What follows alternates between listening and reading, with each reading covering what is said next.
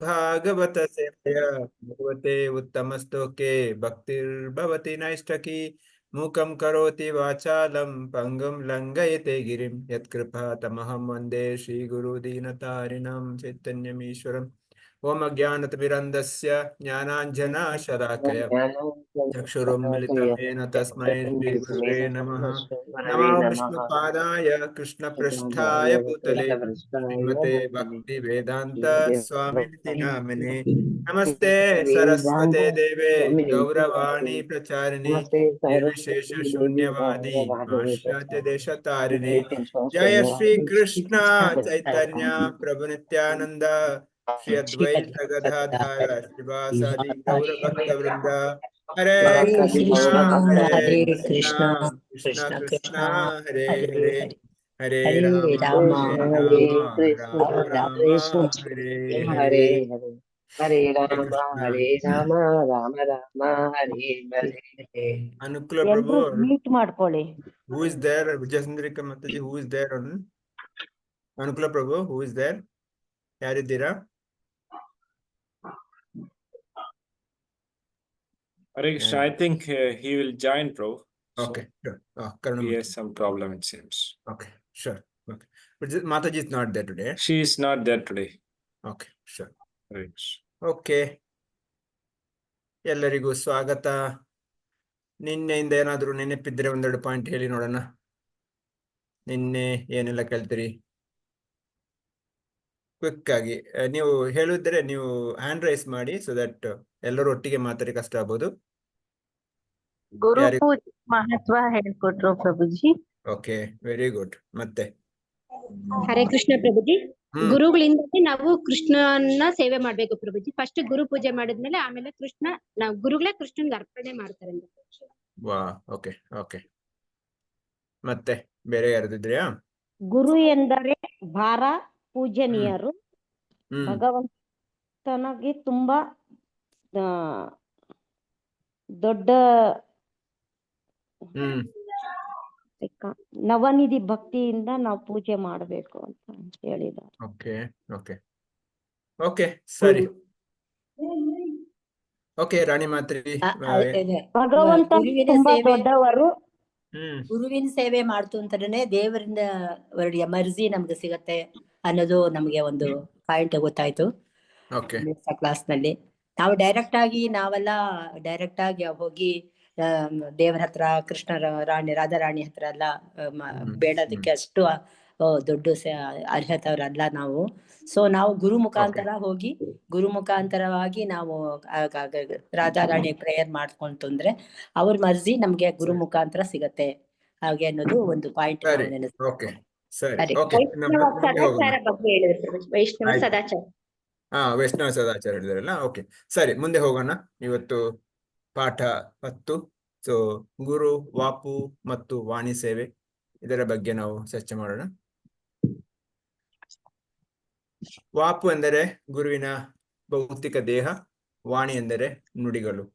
So ವಾಪು ಸೇವೆ ಯಾವಾಗ ಮಾಡಬಹುದು? ಗುರು ಪ್ರತ್ಯಕ್ಷ ನಮ್ಮ ಎದುರು ಇದ್ದಾಗ ವಾಪು ಸೇವೆ ಮಾಡಬಹುದು. ಆದರೆ ವಾಣಿ ಸೇವಕ್ಕೆ ಗುರು ಪ್ರತ್ಯಕ್ಷ ಇರಬೇಕಾಗಿಲ್ಲ. ಎಲ್ಲಿದ್ದರೂ, ಯಾವ ಲೋಕದಲ್ಲಿದ್ದರೂ ಅಥವಾ ಯಾವ ಊರಲ್ಲಿದ್ದರೂ ನಾವು ವಾಣಿ ಸೇವೆ ಮಾಡಬಹುದು. ಈಗ ಪ್ರಭುಪಾದರ ಹಲವಾರು ಇನ್ಸ್ಟ್ರಕ್ಷನ್, ನಿರ್ದೇಶನಗಳಿವೆ ನಮಗೆ. ಅದನ್ನ ನಾವು ಪಾಲಿಸೋದಕ್ಕೆ ಪ್ರಭುಪಾದರ ನೇರ ಭೌತಿಕವಾದಂತಹ ದೇಹದ ಅಗತ್ಯ ಇಲ್ಲ. ಪ್ರಭುಪಾದರ ನುಡಿಯನ್ನ ನಾವು ಪಾಲಿಸ್ತಾ ಮಾಡಬಹುದು. ಇದು ವಾಣಿ ಸೇವಾ ಮತ್ತು ವಾಪು ಸೇವಾ. ಸಾಧು ಸಂಘ ಸರ್ವಶಾಸ್ತ್ರ ಕಹೆ, ಲವ ಮಾತ್ರ ಸಾಧು ಸಂಘ ಸರ್ವಸಿದ್ಧಿ ಹೈ. ಯಾರು ಓದ್ತೀರಾ? ಇದು ಯಾರು ಅಲೋಕೇಟ್ ಮಾಡ್ತಾರಾ? ಇಲ್ಲಾದ್ರೆ ಯಾರು ಓದ್ತೀರಾ? ನೀವು ಒಂದು ಇಲ್ಲಾದ್ರೆ ಎಲ್ಲರೂ ಓದಿದ್ರೆ ಕಷ್ಟ ಆಗ್ಬೋದು. ಪರಿಶುದ್ಧ ಭಕ್ತನೊಡನೆಯ ಒಂದು ಕ್ಷಣದ ಒಡನಾಟದಿಂದಲೂ ಸಕಲ ಯಶಸ್ಸನ್ನು ಪಡೆಯಬಹುದು ಎಂಬುದು ಬಹಿರಂಗವಾದ ಎಲ್ಲಾ ಗ್ರಂಥಗಳ ತೀರ್ಪು. ಓಕೆ, ಸೊ ಕೈ ಎತ್ತಿ ನಾನು ಯಾರು ಹೇಳ್ತೇನೆ ಅವರು. ಅದು ಕರುಣಾಮೂರ್ತಿ ಪ್ರಭು ಯಾರಿಲ್ಲ ಅಲ್ಲಿ? Nobody is there, no? Okay, so whomever I say, only read. Okay, so ಪರಿಶುದ್ಧ ಭಕ್ತನ ಒಂದು ಕ್ಷಣದ ಸಹವಾಸ ಅಥವಾ ಸಂಘ ನಮ್ಮ ಜೀವನವನ್ನ ಸಂಪೂರ್ಣ ಶುದ್ಧ ಮಾಡುತ್ತೆ. ಸಾಧು ಸಂಘ ಸರ್ವ ಶಾಸ್ತ್ರ ಕಹೆ, ಲವ ಮಾತ್ರ ಸಾಧು ಸಂಘ. ಲವ ಅಂದ್ರೆ ಕಣ್ಣು ಮುಚ್ಚಿ ಬಿಳುವ ಅಷ್ಟೊಂದು ಸಮಯಕ್ಕೆ ಆ ಶುದ್ಧ ಭಕ್ತರ ಸಂಘ ಸಿಕ್ಕಿದರೆ ಸಾಕು, ನಮಗೆ ನಮ್ಮ ಎಲ್ಲಾ ಜೀವನದ ಇದು ಉದ್ದೇಶಗಳು ಪೂರೈಕೆ ಆಗುತ್ತೆ. ಸೊ ಅಂದ್ರೆ ಸಾಧುಗಳದ್ದು ಅಷ್ಟೊಂದು ಅದಕ್ಕೂ ಶುದ್ಧ ಭಕ್ತರದು ಅಷ್ಟೊಂದು ಮಹತ್ವ ಇದೆ. ಶಾಸ್ತ್ರದಲ್ಲಿ ಹೇಳ್ತಾರೆ, ನಾವು ಗಂಗಾ ನದಿ ಸ್ನಾನ ಮಾಡಿದರೆ ನಮ್ಮ ಇಷ್ಟುವರೆಗೆ ಮಾಡಿದ ಪಾಪ ಪರಿಹಾರ ಆಗುತ್ತೆ.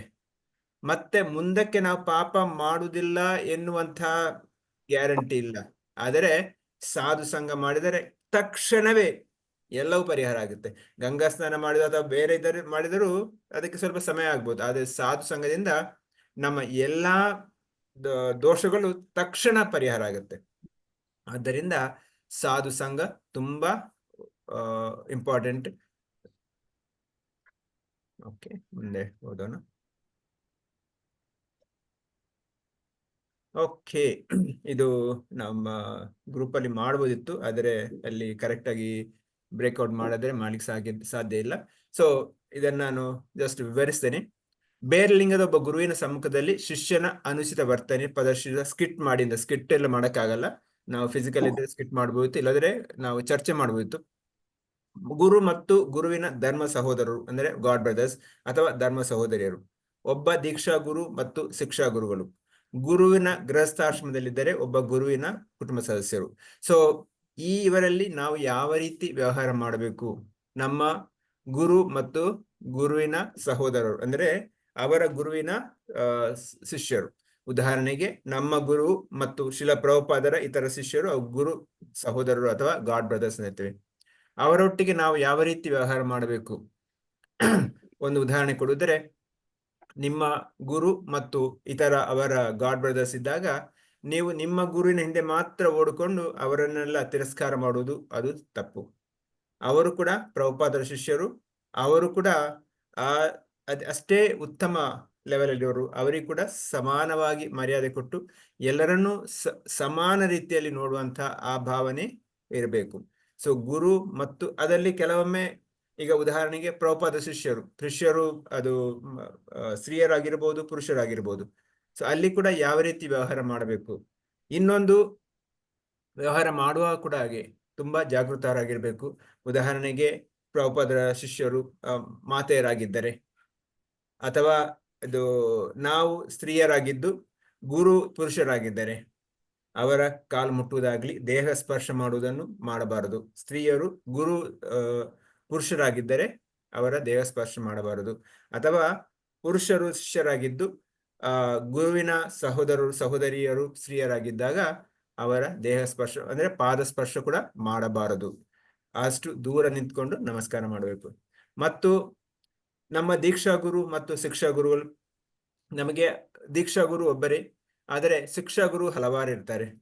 ಆದ್ದರಿಂದ ನಾವು ನಮ್ಮ ದೀಕ್ಷಾ ಗುರು ಇದ್ದಾಗ ಶಿಕ್ಷಾ ಗುರುಗಳು ಅವರು ಪ್ರಭುಪಾದರ ಶಿಷ್ಯರು ಆಗಿರಬಹುದು ಅಥವಾ ಇತರ ಸನ್ಯಾಸಿಗಳು ಆಗಿರಬಹುದು. ಅವರನ್ನು ಕೂಡ ಯಾವುದೇ ರೀತಿಯಲ್ಲಿ ತಿರಸ್ಕಾರ ಮಾಡಬಾರದು ಮತ್ತು ಯಾವ ರೀತಿಯ ಕುಂದುಕೊರತೆ ಇಲ್ಲದೆ ಅವರಿಗೆ ಕೂಡ ಸಮಾನ ಮರ್ಯಾದೆ ಕೊಟ್ಟು ಸಮಾನವಾಗಿ ಅವರನ್ನು ಕೂಡ ನೋಡಬೇಕು. ಮತ್ತು ಮುಂದೆ ಹೇಳ್ತಾರೆ, ಗೃಹಸ್ಥಾಶ್ರಮದಲ್ಲಿ ಇದ್ದಾರೆ ಅಂತಾರೆ. ಈಗ ನಮ್ಮ ಇಸ್ಕಾನ್ ಅಲ್ಲಿ ಕೆಲವು ಗುರುಗಳು ಗೃಹಸ್ಥರು, ಎಲ್ಲರೂ ಸನ್ಯಾಸಿಗಳಲ್ಲ. ಸೊ ಅವರಿಗೆ ಕೂಡ ಪತ್ನಿ ಇರ್ತಾರೆ.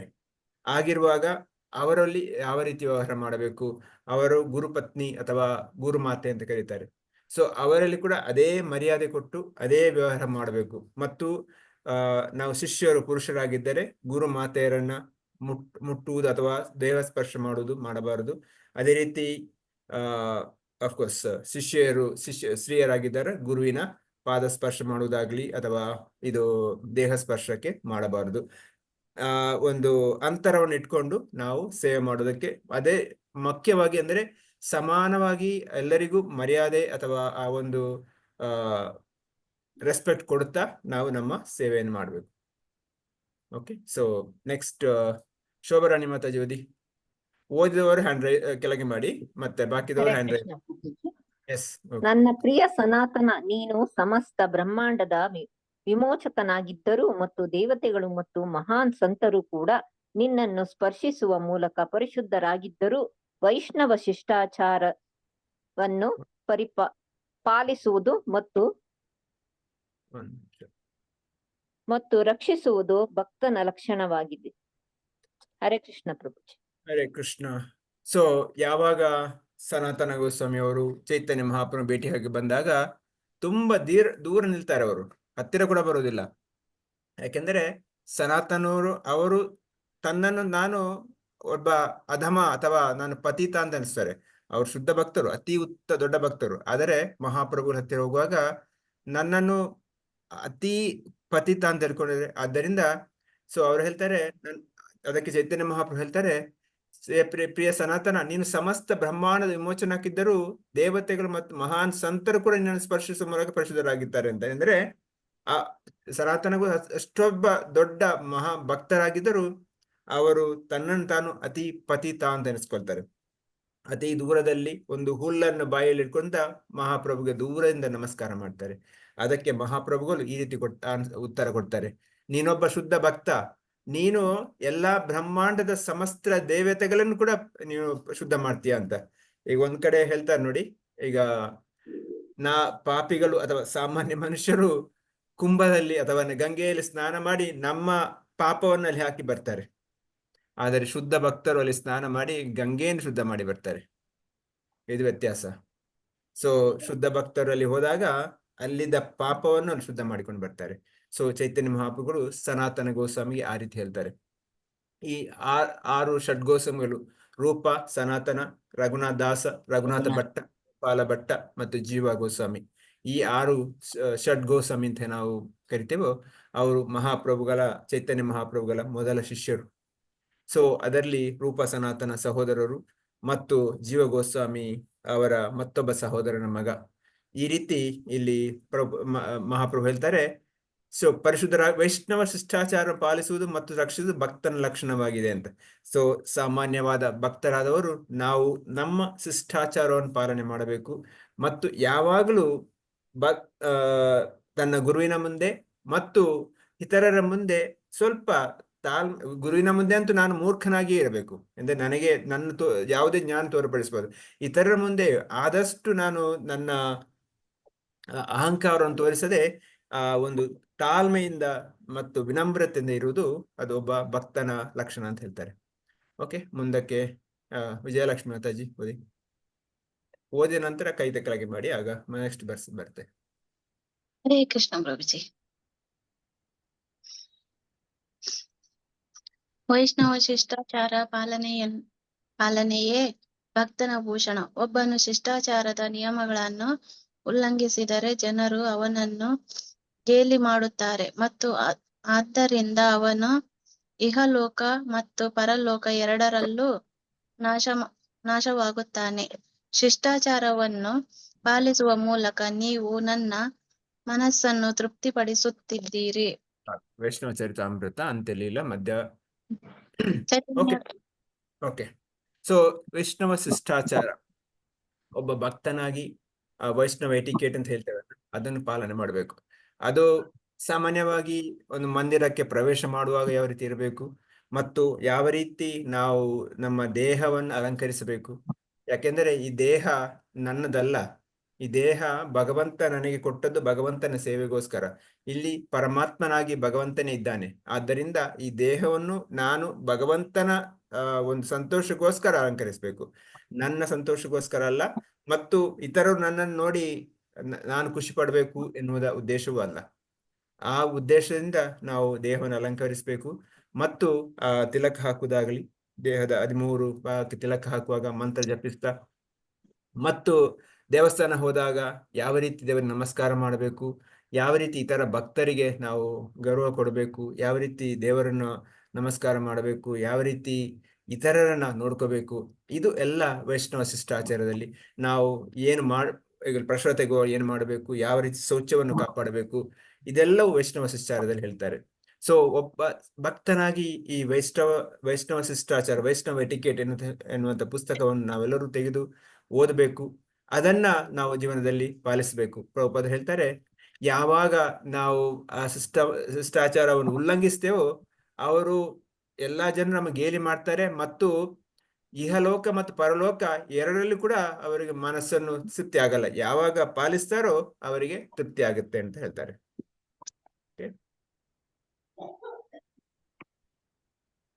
ತದ್ವಿಧಿ ಪಣಿಪಾತೇನ ಪರಿಪ್ರಶ್ನೇನ ಸೇವೆಯ ಉಪದೇಶಾಂತಿತೆ ಜ್ಞಾನಂ ಜ್ಞಾನಿನಾಂ ತತ್ವದರ್ಶನ. ಭಗವದ್ಗೀತೆಯ ಭಗವಂತ ಹೇಳ್ತಾನೆ. Okay, Shweta PG Shweta. ಕೇವಲ ಹರೇ ಕೃಷ್ಣ ಪ್ರಭುಜಿ. ಕೇವಲ ಆಧ್ಯಾತ್ಮಿಕ ಗುರುವನ್ನು ಸಮೀಪಿಸುವ ಮೂಲಕ ಸತ್ಯವನ್ನು ಕಲಿಯಲು ಪ್ರಯತ್ನಿಸಿ, ಅವರನ್ನು ವಿಧೇಯತೆಯಿಂದ ವಿಚಾರಿಸಿ ಮತ್ತು ಅವರಿಗೆ ಸೇವೆ ಸಲ್ಲಿಸಿ ಸ್ವಯಂ ಸಾಕ್ಷಾತ್ಕಾರಗೊಂಡ ಆತ್ಮಗಳು ಸತ್ಯವನ್ನು ನೋಡಿದ್ದವರಿಗೆ ನಿಮಗೆ ಜ್ಞಾನವನ್ನು ನೀಡಬಹುದು. ನೋಡಿದ್ದರಿಂದ ನಿಮಗೆ ಜ್ಞಾನವನ್ನು ನೀಡಬಹುದು. ಹರೇ ಕೃಷ್ಣ. ಓಕೆ, ತದ್ವಿಧಿ ಪಣಿಪಾತೇನ ಪರಿಪ್ರಶ್ನೇನ ಸೇವೆಯ ಉಪದೇಶಾಂತಿಥೇ ಜ್ಞಾನಂ ತತ್ವದರ್ಶನ. ಸೊ ನಾವು ಪ್ರಶ್ನೆ ಮಾಡಬೇಕು. ಇಲ್ಲಿ ಒಂದು ಪಿಕ್ಚರ್ ಅಲ್ಲಿ ತೋರಿಸ್ತಾರೆ ಯಾವ ರೀತಿ ಅರ್ಜುನ ಕೃಷ್ಣನಿಗೆ ಪ್ರಶ್ನೆ ಮಾಡ್ತಾನೆ. ಸರಾಸಾಗಟವಾಗಿ ಹಲವಾರು ಪ್ರಶ್ನೆ ಮಾಡ್ತಾನೆ. ಆದರೆ ಅವನ ಭಾವನೆ ಅಥವಾ ಅವನ ಉದ್ದೇಶ ಏನು? ಅವನ ಉದ್ದೇಶ ಅವನ ಸಂಶಯವನ್ನು ದೂರ ಮಾಡುವುದು ಮತ್ತು ಕೃಷ್ಣನಿಗೆ ಏನು ಬೇಕು ಎಂದು ಅರಿತುಕೊಳ್ಳುವುದು. ಅದು ಪ್ರಶ್ನೆ ಮಾಡುವ ಉದ್ದೇಶ. ಆದ್ದರಿಂದ ನನ್ನ ಭಕ್ತಿಯಲ್ಲಿ ನಾನು ಹೇಗೆ ಉತ್ತಮವಾಗಲಿ, ಮುಂದೆ ಬರಲಿ ಎನ್ನುವ ಉದ್ದೇಶ. ಅದೇ ರೀತಿ ನಾವು ಕೂಡ ಪ್ರಶ್ನೆ ಮಾಡುವಾಗ ಆ ಉದ್ದೇಶ ಇರಬೇಕು. ನನಗೆ ಅದು ಭಕ್ತಿ ಇಲ್ಲ, ಅದರಿಂದ ಆ ಪ್ರಶ್ನೆಯಿಂದ ನನ್ನ ಭಕ್ತಿ ಮೇಲೆ ಬರಬೇಕು. ಇಲ್ಲ ಅಲ್ಲಿ ಮಾತಾಡೋಣ, ಏನು ಗೊತ್ತಿದೆ ನೋಡೋಣ, ನನಗೆ ಸ್ವಲ್ಪ ಗೊತ್ತಿದೆ, ಅವನನ್ನು ಪರೀಕ್ಷೆ ಮಾಡಿ ನೋಡೋಣ, ಅಥವಾ ಇತರೆದುರು ನನ್ನ ಪಾಂಡಿತ್ಯವನ್ನು ತೋರಿಸೋಣ, ಇದು ಪ್ರಶ್ನೆ ಮಾಡುವ ಉದ್ದೇಶ ಅಲ್ಲ. ಅದಕ್ಕೆ ಇಲ್ಲಿ ಪ್ರಭುಪಾದ ಹೇಳ್ತಾರೆ, ಅಧ್ಯಾತ್ಮಿಕ ಗುರುವನ್ನು ಸಮೀಪಿಸುವ ಮೂಲಕ ಸತ್ಯವನ್ನು ಕಲಿಯಲು ಪ್ರಯತ್ನಿಸುವಂತ. ಸೊ ಆ ಗುರು ಯಾವರಾಗಿರ್ಬೇಕು? ಪರಂಪರೆಯಲ್ಲಿ ಬಂದವರು, ನಾವು ಮೊನ್ನೆ ಚರ್ಚೆ ಮಾಡಿದೆವು. ಸೊ ಮತ್ತು ಇಸ್ಕಾನ್ ಅಲ್ಲಾದರೆ ಇಸ್ಕಾನ್ ಅಲ್ಲಿ ಅಧಿಕೃತವಾಗಿ ನೇಮಿಸಲ್ಪಟ್ಟಂತ ಆ ಗುರುವನ್ನು ನಾವು ಸ್ವೀಕಾರ ಮಾಡಿ ವಿಧೇಯತೆಯಿಂದ, ಅದಕ್ಕೆ ಅವರಿಗೆ ಪ್ರಶ್ನೆ ಮಾಡೋ ಮೊದಲು ನಾವು ಸೇವೆ ಮಾಡಬೇಕು. ಸೇವೆಯ ದೆನ್ ಪ್ರಶ್ನೆ ಮಾಡಬೇಕು, ನೇರವಾಗಿ ಪ್ರಶ್ನೆ ಮಾಡುವುದಲ್ಲ. ಆದಷ್ಟು ವಿನಮ್ರತೆಯಿಂದ ಸೇವೆ ಮಾಡಿ ಆ ಸ್ವಯಂ ಸಾಕ್ಷಾತ್ಕಾರಗೊಂಡ ದಿವ್ಯ ದರ್ಶನ ತತ್ವದರ್ಶಿಗಳು ಅವರು ನಮಗೆ ಎಲ್ಲವನ್ನು ತೋರಿಸಿಕೊಡ್ತಾರೆ ಮತ್ತು ನಮಗೆ ಸರಿಯಾದ ಜ್ಞಾನವನ್ನು ಕೊಡ್ತಾರೆ. ಸೊ ನಮಗೆ ಜ್ಞಾನ ಏನು ಬೇಕು? ಭಗವಂತನ ಸೇವೆ ನಾನು ಏನು ಮಾಡಲಿ, ಹೇಗೆ ಸೇವೆ ಮಾಡಲಿ, ಯಾವ ಸೇವೆಯಿಂದ ಭಗವಂತನ ತೃಪ್ತಿ ಆಗುತ್ತೆ ಮತ್ತು ಯಾವ ರೀತಿ ನಾನು ಪುನಃ ನನ್ನ ಭಗವಂತನಡಿ ಹೋಗ್ಬೋದು, ಇದು ನನ್ನ ಪ್ರಶ್ನೆ ಆಗಿರಬೇಕು. ಮತ್ತು ಇಲ್ಲಿ ಈ ಮನುಷ್ಯ ದೇಹ ಪಡೆದು ನನ್ನ ಕರ್ತವ್ಯ ಏನು, ನಾನು ಯಾವ ರೀತಿ ನನ್ನ ಜೀವನ ಅಳವಡಿಸಬೇಕು, ಇದು ಪ್ರಶ್ನೆ ಆಗಬೇಕು. ಈ ಪ್ರಶ್ನೆಗೆ ಸರಿಯಾದ ಉತ್ತರ ಸಿಕ್ಕಿದಾಗ ನಮ್ಮ ಜೀವನ ನಿಜವಾಗಿಯೂ ಸಫಲ ಆಗುತ್ತೆ. Okay, next KV Nagalakshmi. Hare Krishna ಪ್ರಭುಜಿ, ಪ್ರಣಾಮಗಳು. ಗುರುಗಳನ್ನು ಅರಿತುಕೊಳ್ಳುವುದು. ಭಾಗವತವನ್ನು ಕೇಳುವವರು ಸ್ಪಷ್ಟವಾದ ಅರ್ಥವನ್ನು ಹೊರಹೊಮ್ಮಿಸಲು ಭಾಷಣಗಾರನಿಗೆ ಪ್ರಶ್ನೆಗಳನ್ನು ಹಾಕಬಹುದು, ಆದರೆ ಇದನ್ನು ಸವಾಲಿನ ಮನೋಭಾವದಿಂದ ಮಾಡಬಾರದು. ಭಾಷಣಗಾರನ ಮತ್ತು ವಿಷಯದ ಬಗ್ಗೆ ಹೆಚ್ಚಿನ ಗೌರವದಿಂದ ಪ್ರಶ್ನೆಗಳನ್ನು ಸಲ್ಲಿಸಬೇಕು. ಹರೇ ಕೃಷ್ಣ. ಮತ್ತೆ ಕೂಡ ಹೇಳ್ತಾರೆ, ನಮ್ಗೆ ಸ್ಪಷ್ಟ ಅರ್ಥ ಆಗೋದಕ್ಕೆ ಪ್ರಶ್ನೆ ಮಾಡಬೇಕು, ಖಂಡಿತ ಮಾಡಬೇಕು. ಆದರೆ ಅಹಂಕಾರ ತೋರಿಸಬಾರದು ಮತ್ತು ಸವಾಲಿನ ಮನೋಭಾವ ಇರಬಾರದು. ಹೆಚ್ಚಿನ ಕಡೆ ನೋಡ್ತೀರಾ, ಪ್ರಶ್ನೆ ಕೇಳ್ತಾರೆ, ಅವ್ರಿಗೆ ಕೆಲವೊಮ್ಮೆ ಅವರಿಗೆ ಉತ್ತರ ಗೊತ್ತಿರುತ್ತೆ, ಭಾಷಣಗಾರನಿಗೆ ಗೊತ್ತಿದೆಯೋ ಇಲ್ಲೋ ಪರೀಕ್ಷೆ ಮಾಡೋಣ, ಅಥವಾ ಇತರರ ಎದುರಿಗೆ ನನಗೆ ಎಷ್ಟು ಪಾಂಡಿತ್ಯ ಇದೆ ಅಂತ ತೋರಿಸೋಣ, ಇದಿರುತ್ತೆ. ಅದು ಇರಬಾರದು. ಯಾಕೆಂದ್ರೆ ಅಲ್ಲಿ ಕೃಷ್ಣನಿಗೆ ತೃಪ್ತಿ ಆಗುವುದಿಲ್ಲ. ಕೃಷ್ಣನಿಗೆ ಗೊತ್ತು, ಅವನು ಪರಮಾತ್ಮನಾಗಿ ಪ್ರತಿಯೊಬ್ಬರ ದೇಹದಲ್ಲಿದ್ದಾನೆ. ಅವನಿಗೆ ಗೊತ್ತು ನಾವು ಯಾವ ಉದ್ದೇಶದಿಂದ ಮಾತಾಡ್ತೇವೆ, ಯಾತಕ್ಕೋಸ್ಕರ ಮಾತಾಡ್ತೇವೆ ಅವನಿಗೆ ಗೊತ್ತು. ಸೊ ನಾವು ಯಾರಿಗೂ ಮೋಸ ಮಾಡೋಕೆ ಸಾಧ್ಯ ಇಲ್ಲ. ಕೃಷ್ಣನಿಗಂತೂ ಮೋಸ ಮಾಡೋಕೆ ಸಾಧ್ಯನೇ ಇಲ್ಲ. ನಾವು ಮೋಸ ಮಾಡಿದ್ರೆ ಅವನು ಮಹಾ ಮೋಸಗಾರ. ಸೊ ಅದಕ್ಕೆ ನಮ್ಮ ಆ ಒಂದು ಉದ್ದೇಶ, ಪುನಃ ಇಲ್ಲಿ ಪ್ರಭುಪಾದ ಹೇಳ್ತಾರೆ, ನಾವು ಯಾವ ರೀತಿ ಭಕ್ತಿಯಲ್ಲಿ ಮುಂದೆ ಬರಬೇಕು, ನನ್ನ ಭಕ್ತಿ ಹೇಗೆ ಉನ್ನತಿ ಆಗಬೇಕು, ಇದಕ್ಕೆ ಬೇಕಾದ ಪ್ರಶ್ನೆಯನ್ನು ಕೇಳಬೇಕು. ಅದರ ಬದಲಾಗಿ ಬೇರೆ ಭೌತಿಕವಾದ ಯಾವುದೇ ಪ್ರಶ್ನೆಯನ್ನು ಕೇಳುವ ಅಗತ್ಯ ಇಲ್ಲ. ನನಗೆ ಯಾವಾಗ ಪ್ರಮೋಷನ್ ಆಗುತ್ತೆ, ಅಥವಾ ನನಗೆ ಯಾವಾಗ ಮದುವೆ ಆಗುತ್ತೆ, ಸಂಬಳ ಯಾವಾಗ ಸಿಗುತ್ತೆ, ನನ್ನ ಬಿಸ್ನೆಸ್ ಪ್ರಾಫಿಟ್ ಹೇಗಾಗುತ್ತೆ, ಇದೆಲ್ಲ ನಮ್ಮ ಆಧ್ಯಾತ್ಮಿಕ ಗುರುವಲ್ಲಿ ಕೇಳುವಂತ ಪ್ರಶ್ನೆಗಳಲ್ಲ. ಓಕೆ, ಮುಂದೆ KV ಉಮಾದೇವಿ.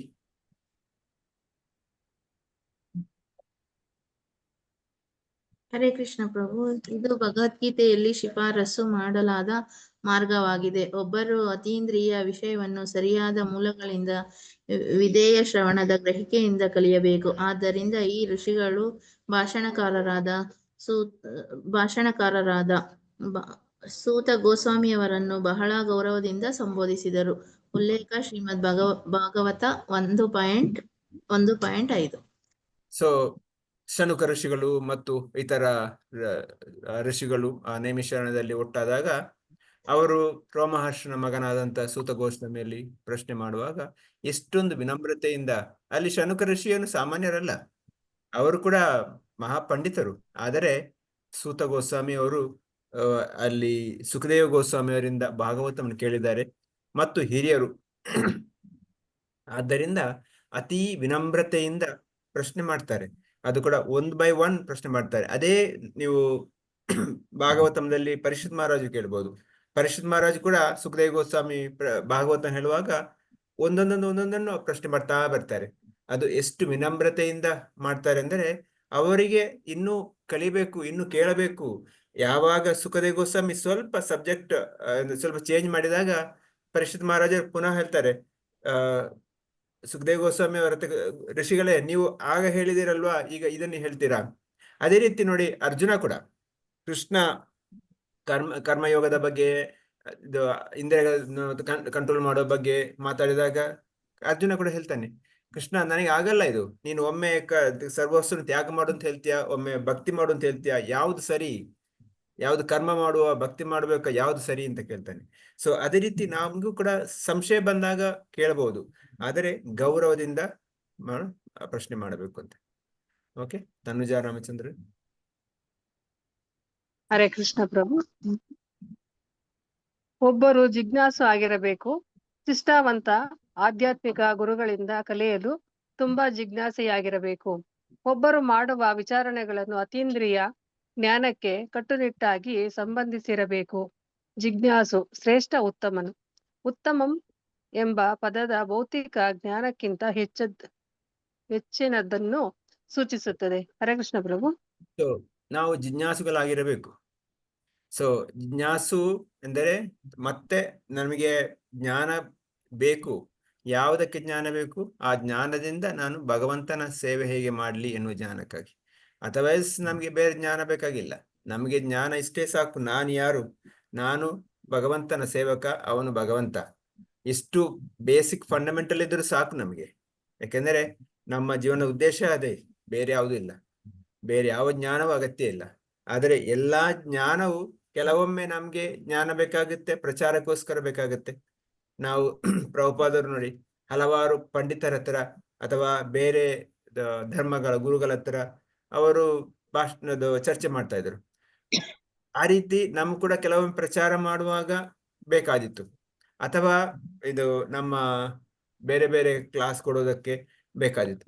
ಆದರೆ ಇದೆಲ್ಲವರು ಜ್ಞಾನವನ್ನು ಕಲಿಯುವ ಉದ್ದೇಶ ಒಂದೇ ಒಂದು, ನಾನು ಮತ್ತೆ ಹೇಗೆ ಜಾಸ್ತಿ ಸೇವೆ ಮಾಡಲಿ, ನಾನು ಹೇಗೆ ಭಗವಂತನ ಪ್ರೀತಿಸಲಿ, ನಾನು ಹೇಗೆ ಭಗವಂತನ ಸೇವೆ ಮಾಡಲಿ, ಇದೇ ನನ್ನ ಉದ್ದೇಶ. ಜ್ಞಾನ ಪಡೋದು ಬೇರೆ ಯಾವುದೇ ಉದ್ದೇಶವಲ್ಲ.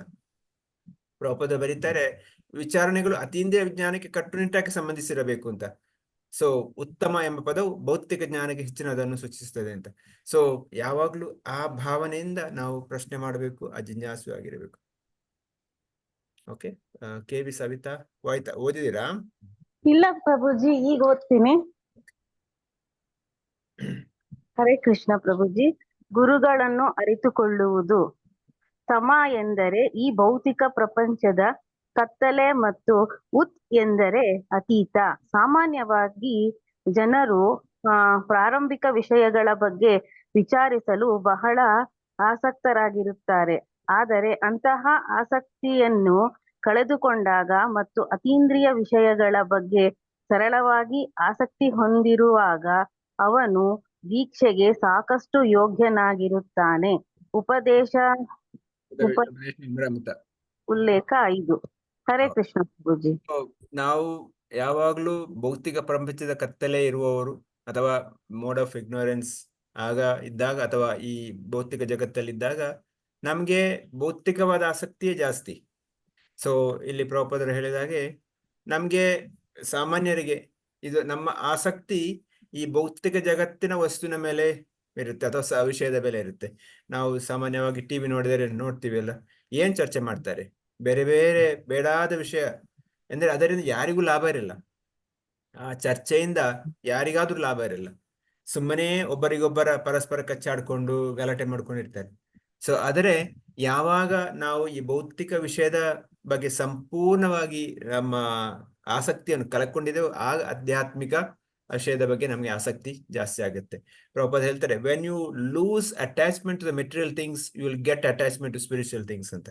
ಸೊ ನಾವು ಯಾವಾಗ ಈ ಭೌತಿಕ ಜಗತ್ತಿನ ಆಸಕ್ತಿಯನ್ನು ಬಿಡಬೇಕಿದ್ರೆ ನಮಗೆ ಮುಖ್ಯವಾಗಿ ನಮ್ಮ ಜಪ ಮತ್ತು ನಮ್ಮ ಸಾಧನ, ನಾವು ಚೆನ್ನಾಗಿ ನಮ್ಮ 16 ಮಾಲೆ ಜಪ ಮತ್ತು ಪ್ರತಿನಿತ್ಯದ ಭಗವದ್ಗೀತೆಯ ಆ ಒಂದು ಕ್ಲಾಸ್ ಅಥವಾ ಇದು ಕೇಳ್ತಾ ಇದ್ದರೆ ನಮ್ಮ ಸಾಮಾನ್ಯವಾಗಿ ನಮ್ಮ ಭೌತಿಕ ಆಸಕ್ತಿ ಕಡಿಮೆ ಆಗುತ್ತೆ. ಮತ್ತು ಭಕ್ತರ ಸಂಘ, ಆಗ ನಮ್ಮ ಆಧ್ಯಾತ್ಮಿಕ ಆಸಕ್ತಿ ಜಾಸ್ತಿ ಆಗುತ್ತೆ.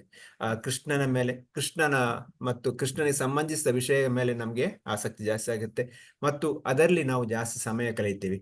ಇಲ್ಲದ್ರೆ ಟಿವಿ ಮುಂದೆಯೋ ಅಥವಾ ನ್ಯೂಸ್ ಪೇಪರ್ನ ಮುಂದೆಯೋ, ವಾಟ್ಸಪ್ನ ಮುಂದೆಯೋ, ಯೂಟ್ಯೂಬ್ನ ಮುಂದೆಯೋ, ಇದು ಅನಾವಶ್ಯಕವಾಗಿ ನಮ್ಮ ಜೀವನದ ಅಮೂಲ್ಯವಾದ ಸಮಯವನ್ನ ವ್ಯರ್ಥ ಮಾಡುತ್ತೆ. ಯಾಕೆಂದರೆ ನಮಗೆ ಈ ಸಮಯ ತುಂಬಾ ಕಡಿಮೆ.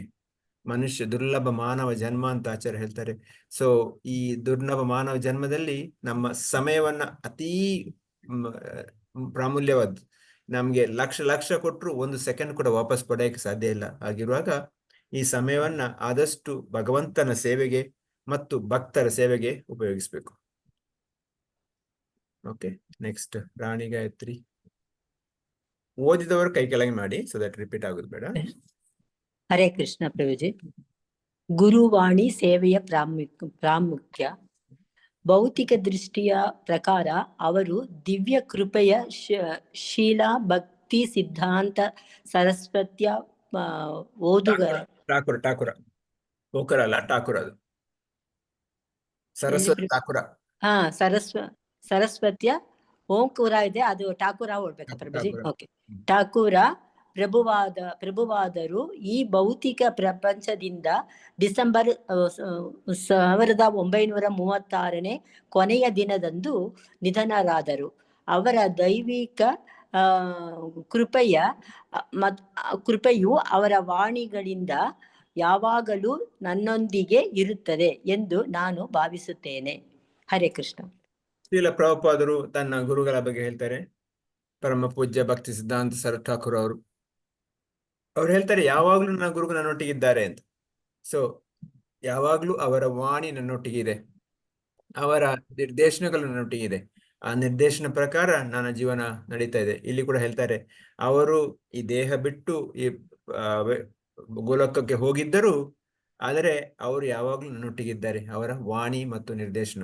ಸೊ ಅದನ್ನೇ ನಾವು ಕೂಡ ಅರ್ಥ ಮಾಡಬೇಕು. ನಾವು ಕೂಡ ಪ್ರಭುಪಾದರ ವಾಣಿ ನಮ್ಮೊಟ್ಟಿಗಿದೆ. ಪ್ರಭುಪಾದ ಕೊಟ್ಟ ನಿರ್ದೇಶನಗಳು, ಪ್ರಭುಪಾದರ ಕೊಟ್ಟ ಪುಸ್ತಕಗಳು, ಪ್ರಭುಪಾದರ ಕೊಟ್ಟ ಪ್ರವಚನಗಳು ಅದು ನಮ್ಮೊಟ್ಟಿಗಿವೆ. ಪ್ರಭುಪಾದರು ಸ್ವತಃ ತಮ್ಮ ದಿವ್ಯ ಮೂರ್ತಿ ಕೂಡ ನಮ್ಮ ಇಸ್ಕಾನ್ ದೇವಸ್ಥಾನದಲ್ಲಿದ್ದಾರೆ. ಸೊ ನಾವು ಅವರ ನಿರ್ದೇಶನ ಪ್ರಕಾರ, ಅವರು ಕೊಟ್ಟಂತ ಲೆಕ್ಚರ್ ಪ್ರಕಾರ ನಮ್ಮ ಭಕ್ತಿಯನ್ನು ಮಾಡುತ್ತಾ ನಮ್ಮ ಈ ಒಂದು ಮನುಷ್ಯ ಜೀವನವನ್ನ ಸಾರ್ಥಕ ಮಾಡಿ, ಅದೇ ನಿಜವಾಗಿ ನಮ್ಮ ಗುರುವಿಗೆ ನಾವು ಕೊಡುವಂತಹ ಸೇವೆ. ನಾವು ಗುರುಗಳು ಬೇರೆ ಏನೋ ಅಪೇಕ್ಷಿಸುವುದಿಲ್ಲ. ಗುರುಗಳು ನಮ್ಮಿಂದ ದುಡ್ಡು ಅಥವಾ ಇತರ ಸಂಪತ್ತನ್ನು ಅಪೇಕ್ಷಿಸುವುದಿಲ್ಲ. ಅವರಿಗೆ ಬೇಕಿದ್ದದ್ದು ನಮ್ಮ ಸಾಧನೆ. ನಾವು ಭಕ್ತಿಯಲ್ಲಿ ಹೇಗೆ ಮುಂದೆ ಬರುತ್ತೇವೆ ಅದೇ ನಿಜವಾಗಿ ಸಂತೋಷ ಕೊಡುತ್ತೆ. ಪ್ರಭುಪಾದರಿಗೆ ಯಾವಾಗಲೂ ತಮ್ಮ ಶಿಷ್ಯರು ಪುಸ್ತಕ ವಿತರಣೆ ಮಾಡಿ ಬಂದಾಗ ಯಾರು ಎಷ್ಟು ಪುಸ್ತಕದ ಬಗ್ಗೆ ಹೇಳಿದಾಗ ತುಂಬಾ ಸಂತೋಷ ಆಗ್ತಿತ್ತು. ಅದೇ ಅವರಿಗೆ ಮತ್ತೆ ಪ್ರಚಾರ ಮಾಡಿದವರು, ಮತ್ತೊಂದು ಕಡೆ ಮತ್ತೊಂದು ಸೆಂಟರ್ ಓಪನ್ ಮಾಡಿದರು, ಇದೆಲ್ಲ ಮತ್ತೊಂದು ದೇವಸ್ಥಾನ ಕಟ್ಟಿದರು. ಇದು ಅವರಿಗೆ ಸಂತೋಷ ಕೊಡೋ ವಿಷಯ. ಯಾಕಂದ್ರೆ ಪ್ರಚಾರ ಮಾಡಬೇಕು, ಪುಸ್ತಕ ವಿತರಣೆ ಆಗಬೇಕು, ಪ್ರಸಾದ ವಿತರಣೆ ಆಗಬೇಕು, ಹರಿನಾಮ ಮಾಡಬೇಕು. ಇದೇ ನಮ್ಗೆ ನಮ್ಮ ಗುರುಗಳಿಗೂ ಸಂತೋಷ ಕೊಡುವುದು ಮತ್ತು ಶ್ರೀಲ ಪ್ರಭುಪಾದ ಸಂತೋಷ ಕೊಡುವುದು. ಅದೇ ನಮಗೂ ಕೂಡ ನಮ್ಮ ಜೀವನದಲ್ಲಿ, ಆಧ್ಯಾತ್ಮಿಕ ಜೀವನದಲ್ಲಿ ನಮಗೆ ಉನ್ನತಿಗೆ ಸಹಕಾರ ಕೊಡುತ್ತೆ. Okay, next KV. Prabha Reddy. ಯೋಜನೆಯ 2 ಮಾರ್ಗಗಳಿವೆ, ವಾಣಿ ಮತ್ತು ವಾಪು. ಮೂಲಕ ವಾಣಿ ಎಂದರೆ ಪದಗಳು ಮತ್ತು ವಾಪು ಎಂದರೆ ಭೌತಿಕ ಉಪಸ್ಥಿತಿ. ಭೌತಿಕ ಉಪಸ್ಥಿತಿಯು ಕೆಲವೊಮ್ಮೆ ಶ್ಲಾಘನೀಯ ಮತ್ತು ಕೆಲವೊಮ್ಮೆ ಅಲ್ಲ. ಆದರೆ ವಾಣಿ ಶಾಶ್ವತವಾಗಿ ಅಸ್ತಿತ್ವದಲ್ಲಿದೆ. ಆದ್ದರಿಂದ ನಾವು ಭೌತಿಕ ಉಪಸ್ಥಿತಿಯಿಂದಲೂ ವಾಣಿಯ ಲಾಭವನ್ನು ಪಡೆದುಕೊಳ್ಳಬೇಕು. ಹರೇ ಕೃಷ್ಣ ಪ್ರಭು. ಕೆಲವೊಮ್ಮೆ ನಾವು ಹೇಳ್ಬೋದು, ನಮ್ಮ ಗುರುಗಳು ನಮ್ಮ ಸೆಂಟರ್ಗೆ ಬರ್ತಾ ಇಲ್ಲ, ಅಥವಾ ನಮ್ಮ ಸಿಟಿಗೆ ಬರ್ತಾ ಇಲ್ಲ, ದೂರ ಇದ್ದಾರೆ, ಅವರಿಂದ ನಮಗೆ ಸಂಘ ಹೇಗೆ ಸಿಗುತ್ತೆ ಅಂತ. ಸೊ ಗುರುಗಳು ಪ್ರತಿ ಸಲವೂ ನಮ್ಮೊಟ್ಟಿಗೆ ಬರಕ್ಕೆ ಸಾಧ್ಯ ಇಲ್ಲ. ಅವರಿಗೆ ಅವರವರ ಬೇರೆ ಬೇರೆ ಸೇವೆಗಳಿರುತ್ತೆ ಮತ್ತು ಇತರ ಹಲವಾರು ಶಿಷ್ಯರು ಕೂಡ ಇರ್ತಾರೆ. ಆದರೆ ಅವರ ವಾಣಿ ಅಥವಾ ನಿರ್ದೇಶನಗಳು ನಮ್ಮಲ್ಲಿ ಯಾವಾಗಲೂ ಇರಬೇಕು. ಅವರ ಲೆಕ್ಚರ್ಗಳಾಗ್ಲಿ, ಅವರ ನಿರ್ದೇಶನಗಳಾಗಲಿ, ಅವರ ಪತ್ರಗಳಾಗಲಿ, ಅವರ ಪುಸ್ತಕಗಳಾಗಲಿ ನಮ್ಮಲ್ಲಿ ಯಾವಾಗಲೂ ಇರಬೇಕು. ನಾವು ಅದರ ಪ್ರಕಾರ ಜೀವನ ಮಾಡಬೇಕು. ನಾವು ನೇರವಾಗಿ ವಾಪು ಸೇವೆಗೋಸ್ಕರ ಕಾಯ್ತಾ ಇರಬಾರದು. ವಾಪು ಸೇವೆ ಸಿಕ್ಕಿದ್ರೆ ಒಳ್ಳೇದು, ಆದರೆ ಎಲ್ಲ ಕಡೆ ಸಿಗಲ್ಲ. ಅದಕ್ಕೆ ಕೆಲವೊಮ್ಮೆ ವಾಪು ಸೇವೆ ಮಾಡಿದಾಗ ಗುರುವಿನ ಬಗ್ಗೆ ನಮಗೆ ಒಂದು ಕೀಳರಿಮೆ ಬರುವ ಚಾನ್ಸಸ್ ಕೂಡ ಇದೆ. ಅವರು ಕೂಡ ನನ್ನಾಗಿ ಮನುಷ್ಯರಲ್ವಾ, ಅವರು ಕೂಡ ನನ್ನಾಗಿ ಇದ್ದಾರಲ್ವಾ, ಮತ್ತೆ ನನಗೂ ಅವರಿಗೆ ಏನು ವ್ಯತ್ಯಾಸ? ಇದು ಒಂದು ರೀತಿಯ ಕೀಳರಿಮೆ ಅಥವಾ ಒಂದು ರೀತಿಯ ಮನಸ್ಥಿತಿ ನನಗೆ ಬರ್ಬೋದು. ಬಂದರೆ ಅದು ತುಂಬಾ ಅಪರಾಧ.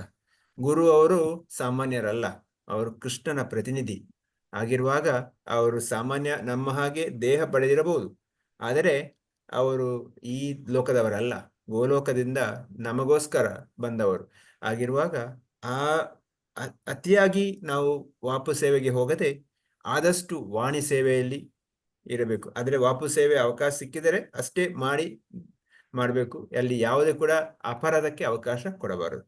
ಆದರೆ ವಾಣಿ ಸೇವೆಯನ್ನು ಸದುಪಯೋಗ ಮಾಡಿ ಅದರ ಲಾಭ ಪಡೆಯಬೇಕು ನಾವು. Okay, next Muthuraj. ಹರೇ ಕೃಷ್ಣ ಪ್ರಭುಜಿ. ಗುರು ವಾಣಿ ಸೇವೆಯ ಪ್ರಾಮುಖ್ಯತೆ. ಉದಾಹರಣೆಗೆ, ಭಗವದ್ಗೀತೆಯು ಶ್ರೀಕೃಷ್ಣನ ವಾಣಿ.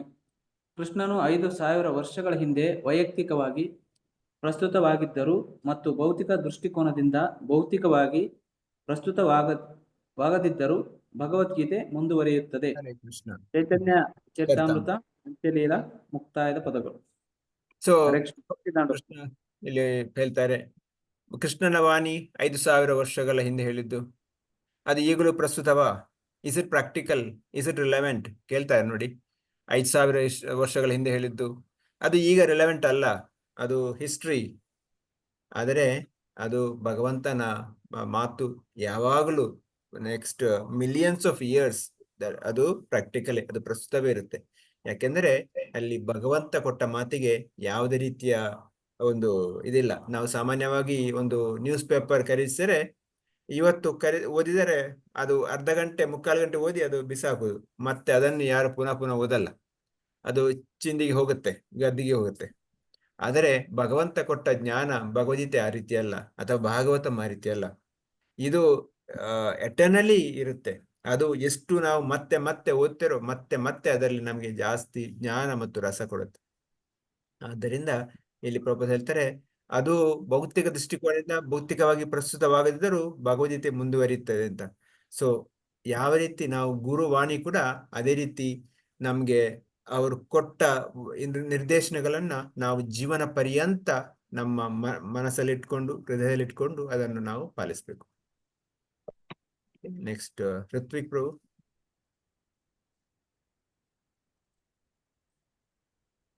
ಹರೇ ಕೃಷ್ಣ ಪ್ರಭು. ಹರೇ ಕೃಷ್ಣ. ಇಲ್ಲಿಯವರೆಗೆ ಗುರುಗಳೊಂದಿಗಿನ ವೈಯಕ್ತಿಕ ಒಡನಾಟಕ್ಕೆ ಸಂಬಂಧಿಸಿದಂತೆ ನಾನು ನನ್ನ ಗುರು ಮಹಾರಾಜರೊಂದಿಗೆ ಇದ್ದದ್ದು ಕೇವಲ 4-5 ಬಾರಿ ಮಾತ್ರ. ಆದರೆ ನಾನು ಎಂದಿಗೂ ಅವರ ಸಹವಾಸವನ್ನು ಬಿಟ್ಟಿಲ್ಲ, ಒಂದು ಕ್ಷಣವೂ ಅಲ್ಲ. ನಾನು ಅವರ ಸೂಚನೆಗಳನ್ನ ಅನುಸರಿಸುತ್ತಿರುವ ಕಾರಣ ನಾನು ಯಾವುದೇ ಪ್ರತ್ಯೇಕತೆಯನ್ನು ಅನುಭವಿಸಲಿಲ್ಲ. ಗುರು ಮಹಾರಾಜರೊಂದಿಗೆ ನಿರಂತರ ವೈಯಕ್ತಿಕ ಒಡನಾಟವನ್ನು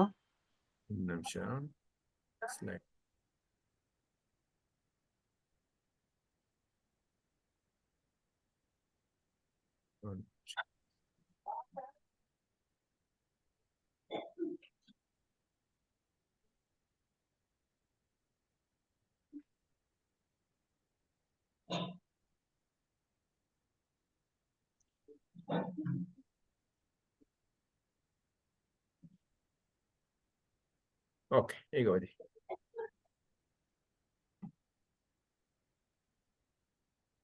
ಋತ್ವಿಕ್ ಪ್ರಭು ಓದಿ. ಹರೇ ಕೃಷ್ಣ ಪ್ರಭು. Yeah. ಒಂದು ಕ್ಷಣವೂ ಅಲ್ಲ, ನಾನು ಅವರ ಸೂಚನೆಗಳನ್ನು ಅನುಸರಿಸುತ್ತಿರುವ ಕಾರಣ ನಾನು ಯಾವುದೇ ಪ್ರತ್ಯೇಕತೆಯನ್ನು ಅನುಭವಿಸಲಿಲ್ಲ. ಗುರು ಮಹಾರಾಜರೊಂದಿಗೆ ನಿರಂತರ ವೈಯಕ್ತಿಕ ಒಡನಾಟವನ್ನು ಹೊಂದಿದ್ದ ನನ್ನ ಕೆಲವು ದೇವ ಸಹೋದರರು ಇಲ್ಲಿ ಭಾರತದಲ್ಲಿದ್ದಾರೆ. ಸೊ ಪ್ರಭುಪಾದ ಉದಾಹರಣೆ ಕೊಡ್ತಾರೆ. ಅವರು ತಮ್ಮ ಗುರುವಿನೊಟ್ಟಿಗೆ 4-5 ಬಾರಿ ಮಾತ್ರ ಭೇಟಿಯಾಗಿದ್ದಾರೆ ಅಷ್ಟೇ. ಆದರೆ ಅವರು ಕೊಟ್ಟಂತ ನಿರ್ದೇಶನ ಅವರ ಜೀವನ ಪರ್ಯಂತ ಇತ್ತು.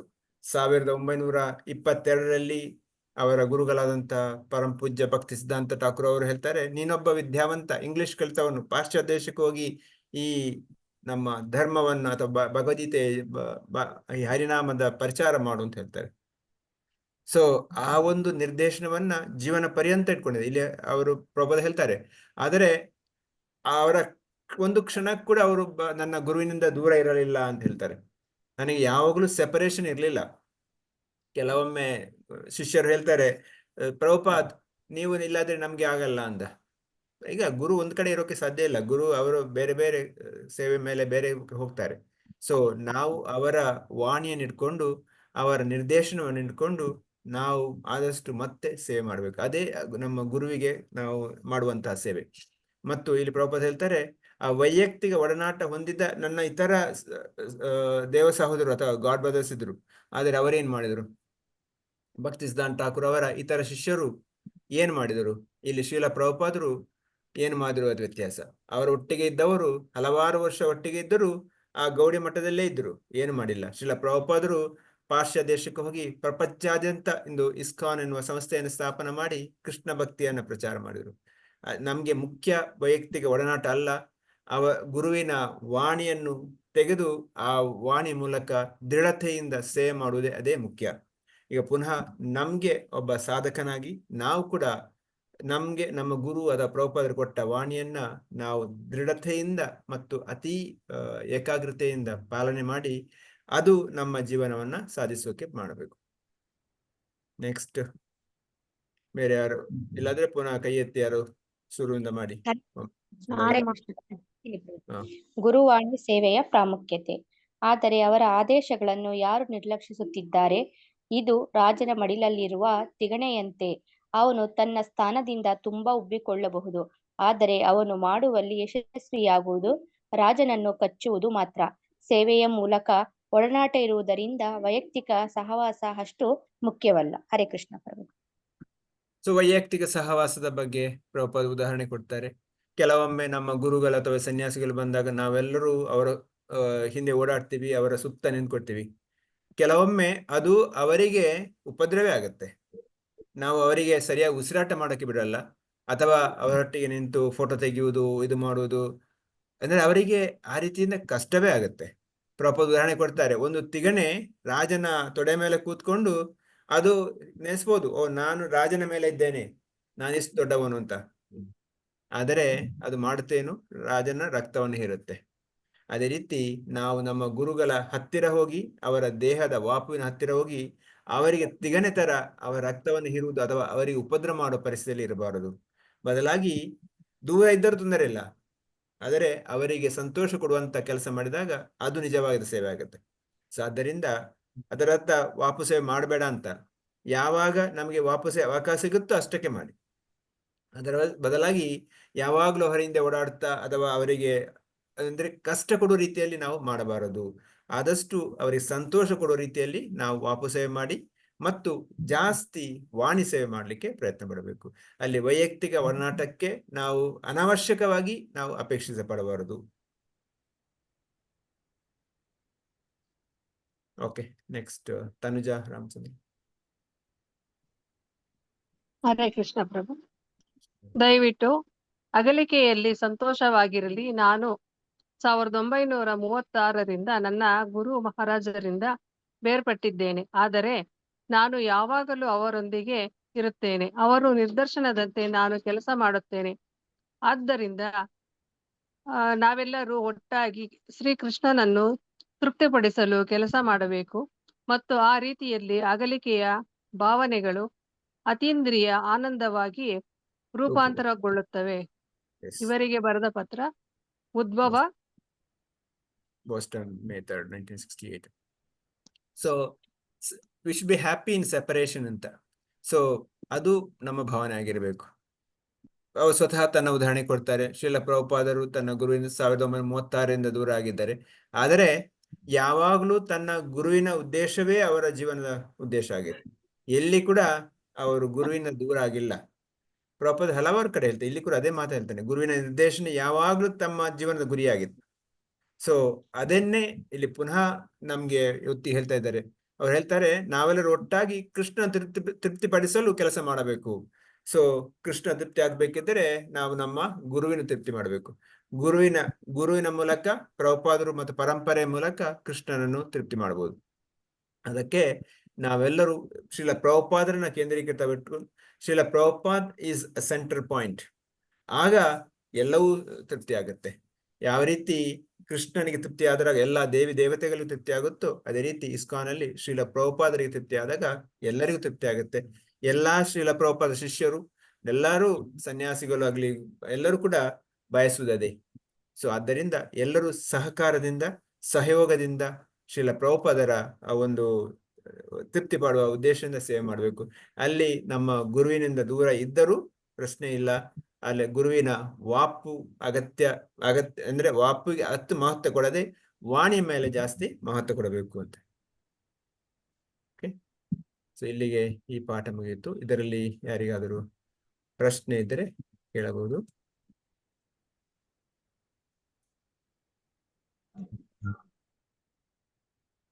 ಇವತ್ತು ಚರ್ಚೆ ಮಾಡಿದ ವಿಷಯದಲ್ಲಿ ಯಾರಾದರೂ ಪ್ರಶ್ನೆ ಇದ್ದರೆ ಕೇಳಬಹುದು.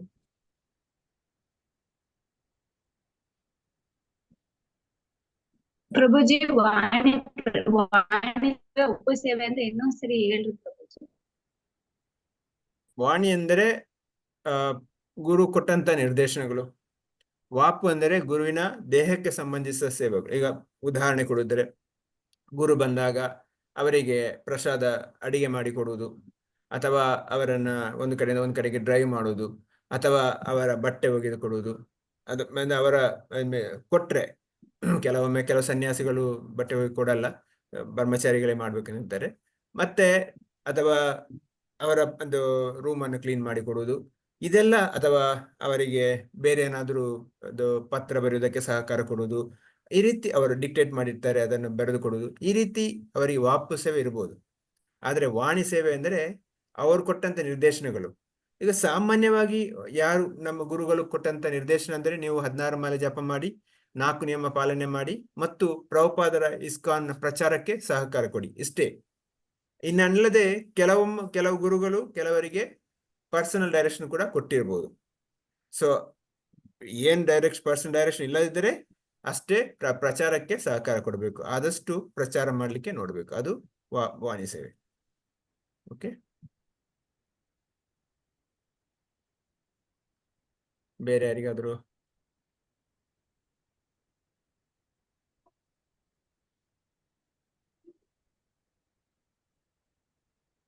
ಎಲ್ಲರಿಗೂ ಎಲ್ಲವೂ ಸರಿಯಾಗಿ ಅರ್ಥ ಆಯ್ತು ಅಂತ ಅನಿಸ್ತಾಗಿದ್ರೆ, ಪ್ರಶ್ನೆ ಇಲ್ಲಾದ್ರೆ ಎಲ್ಲ ಸಂತೋಷ ಅಲ್ವಾ? 100%. ಹೌದು ಪ್ರಭುಜಿ. ಗುಡ್. ಸೊ ನಾಳೆ ಪರೀಕ್ಷೆಯಲ್ಲಿ ಮಾರ್ಕ್ ಕೂಡ 100% ಬರುತ್ತೆ ಹಾಗಾದ್ರೆ, ಹೌದಾ? ಅದೇ ಅದು ಹೇಗೆ ಅಂತ ಅದು ಗೊತ್ತಿಲ್ಲ. ಜ್ಞಾಪಕ ಇರ್ಬೇಕು ಪ್ರಭುಜಿ, ಅದು ತಾನೆ.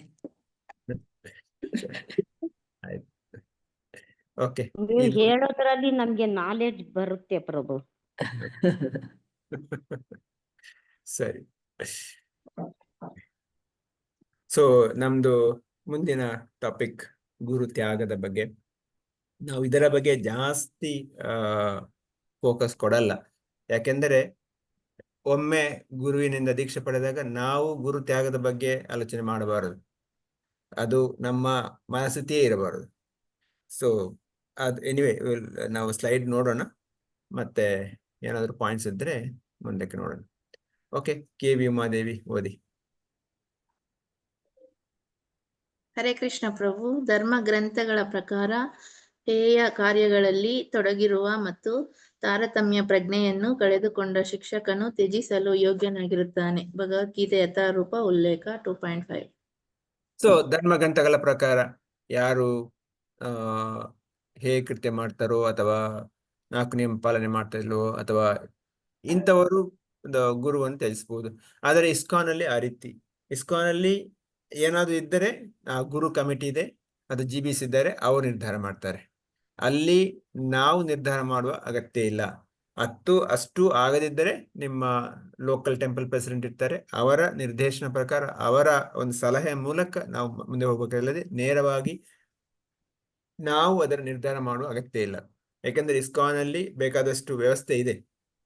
ಏನಾದ್ರೂ ಅಂತ ಪರಿಸ್ಥಿತಿ ಬಂದಾಗ ಅದಕ್ಕೆ ಬೇಕಾದ ವ್ಯವಸ್ಥೆ ಮತ್ತು ಸರಿಯಾದ ನಿರ್ದೇಶನವನ್ನು ಇಸ್ಕಾನ್ GBC ಆಗ್ಲಿ ಗುರು ಕಮಿಟಿ ಆಗ್ಲಿ ಅವರು ತಗೊಳ್ತಾರೆ.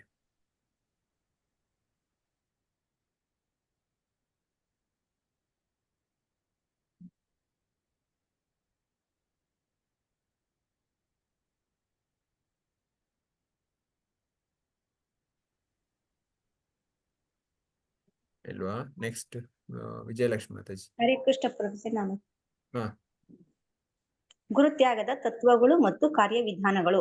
ಪ್ರಕಟಿತ ಧರ್ಮ ಗ್ರಂಥಗಳ ಪ್ರಕಾರ ಒಬ್ಬ ಶಿಕ್ಷಕ ಅಥವಾ ಆಧ್ಯಾತ್ಮಿಕ ಗುರುಗಳು ಅವರ ಸ್ಥಾನಕ್ಕೆ ಅನರ್ಹರೆಂದು ಸಾಬೀತುಪಡಿಸಿದರೆ ಅವರು ತಿರಸ್ಕರಿಸಲ್ಪಡುತ್ತಾರೆ. ಶ್ರೀಮದ್ ಭಾಗವತ ಉಲ್ಲೇಖ 1.7.43. ಸೊ ಹರೇ ಕೃಷ್ಣ. ಇದು ಕೂಡ ಧರ್ಮ ಗ್ರಂಥಗಳ ಆಚಾರದಲ್ಲಿ ಹೇಳುವುದು, ಒಬ್ಬ ನಮ್ಮ ಶಿಕ್ಷಕ ಗುರುಗಳಾಗಲಿ ಆಧ್ಯಾತ್ಮಿಕ ಗುರುಗಳಾಗಲಿ ಯಾವಾಗ ಅವರು ಅನರ್ಹರೆಂದರೆ ಅವರನ್ನ ತಿರಸ್ಕರಿಸಬಹುದು. ಆದರೆ ಮತ್ತೆ ಹೇಳ್ತಾ ಇದ್ದೀನಿ, ಇಸ್ಕಾನ್ ಅಲ್ಲಿ ಅದಕ್ಕೆ ಬೇಕಾದ ಪದ್ಧತಿ ಇದೆ, ಅದಕ್ಕೆ ಬೇಕಾದ ವ್ಯವಸ್ಥೆ ಇದೆ. ಅಲ್ಲಿ ನಾವು ನಿರ್ಧಾರ ಮಾಡುವ ಅಗತ್ಯ ಇಲ್ಲ. ಗುರುವಿನ ಆ ಒಂದು ಏನಾದ್ರೂ ಆ ವ್ಯವಸ್ಥೆ ಪರಿಸ್ಥಿತಿ ಬಂದಾಗ GBC ಆಗ್ಲಿ ಅಥವಾ ಗುರು ಕಮಿಟಿ ಆಗ್ಲಿ ಅವರು ಅದಕ್ಕೆ ಬೇಕಾದ ವ್ಯವಸ್ಥೆಯನ್ನು ಮಾಡ್ತಾರೆ.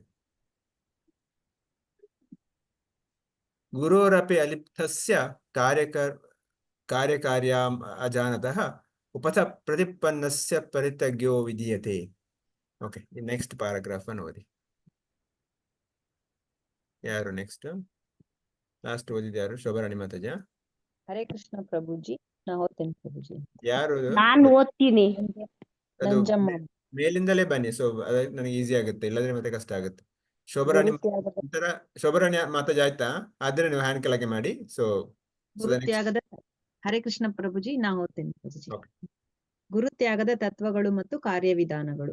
ಗುರೋರಪಿ ಅವಲಿಪ್ತಸ್ಯ ಕಾರ್ಯಕಾರ್ಯಂ ಅಜಾನತಃ ಉಪತ ಪ್ರತಿಪನ್ನಸ್ಯ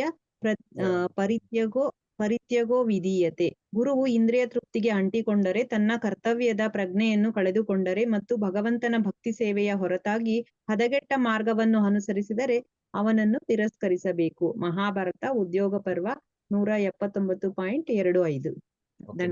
ಸೊ ಗುರು ಯಾವಾಗ ತನ್ನ ಇಂದ್ರಿಯದ ಮೇಲೆ ಜಾಸ್ತಿ ಆಸಕ್ತಿ ಇಟ್ಕೊಂಡು ಅಥವಾ ಜಾಸ್ತಿಯಾಗಿ ತನ್ನ 4 ನಿಯಮ ಪಾಲನೆ ಮಾಡದೆ ಮತ್ತು ಭಗವಂತನ ಭಕ್ತಿಯಿಂದ ದೂರವಾಗಿ ಹದಗೆಟ್ಟ ಮಾರ್ಗವನ್ನು ಅನುಸರಿಸಿದರೆ ಅಂತವರು ತಿರಸ್ಕರಿಸಬಹುದು. ಇದು ಶಾಸ್ತ್ರ ಹೇಳುವ ಮಾತು. ಮತ್ತೆ ಅದೇ ರೀತಿ ನಮ್ಮ ಇಸ್ಕಾನ್ ಅಲ್ಲಿ ಆ ರೀತಿ ಏನಾದರೂ ಇದ್ದರೆ ಅದಕ್ಕೆ GBC ಅಥವಾ ಗುರು ಕಮಿಟಿಯವರು ಬೇಕಾದ ನಿರ್ಧಾರ ಮಾಡ್ತಾರೆ.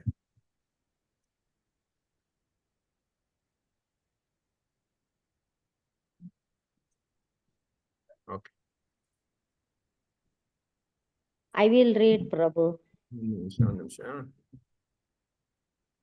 ಹಾ, ಇದನ್ನು ಓದಿ. ನೆಕ್ಸ್ಟ್ ಅದೇ ಮೇಲಿಂದಲೇ ಓದಿ, ಕೆಳಗಿಂದ ಬರೋದು ಬೇಡ. ಸೊ ನನಗೆ ಅದು ಈಸಿ ಆಗುತ್ತೆ. So Shobharani Mataji, next Vijayalakshmi Mataji.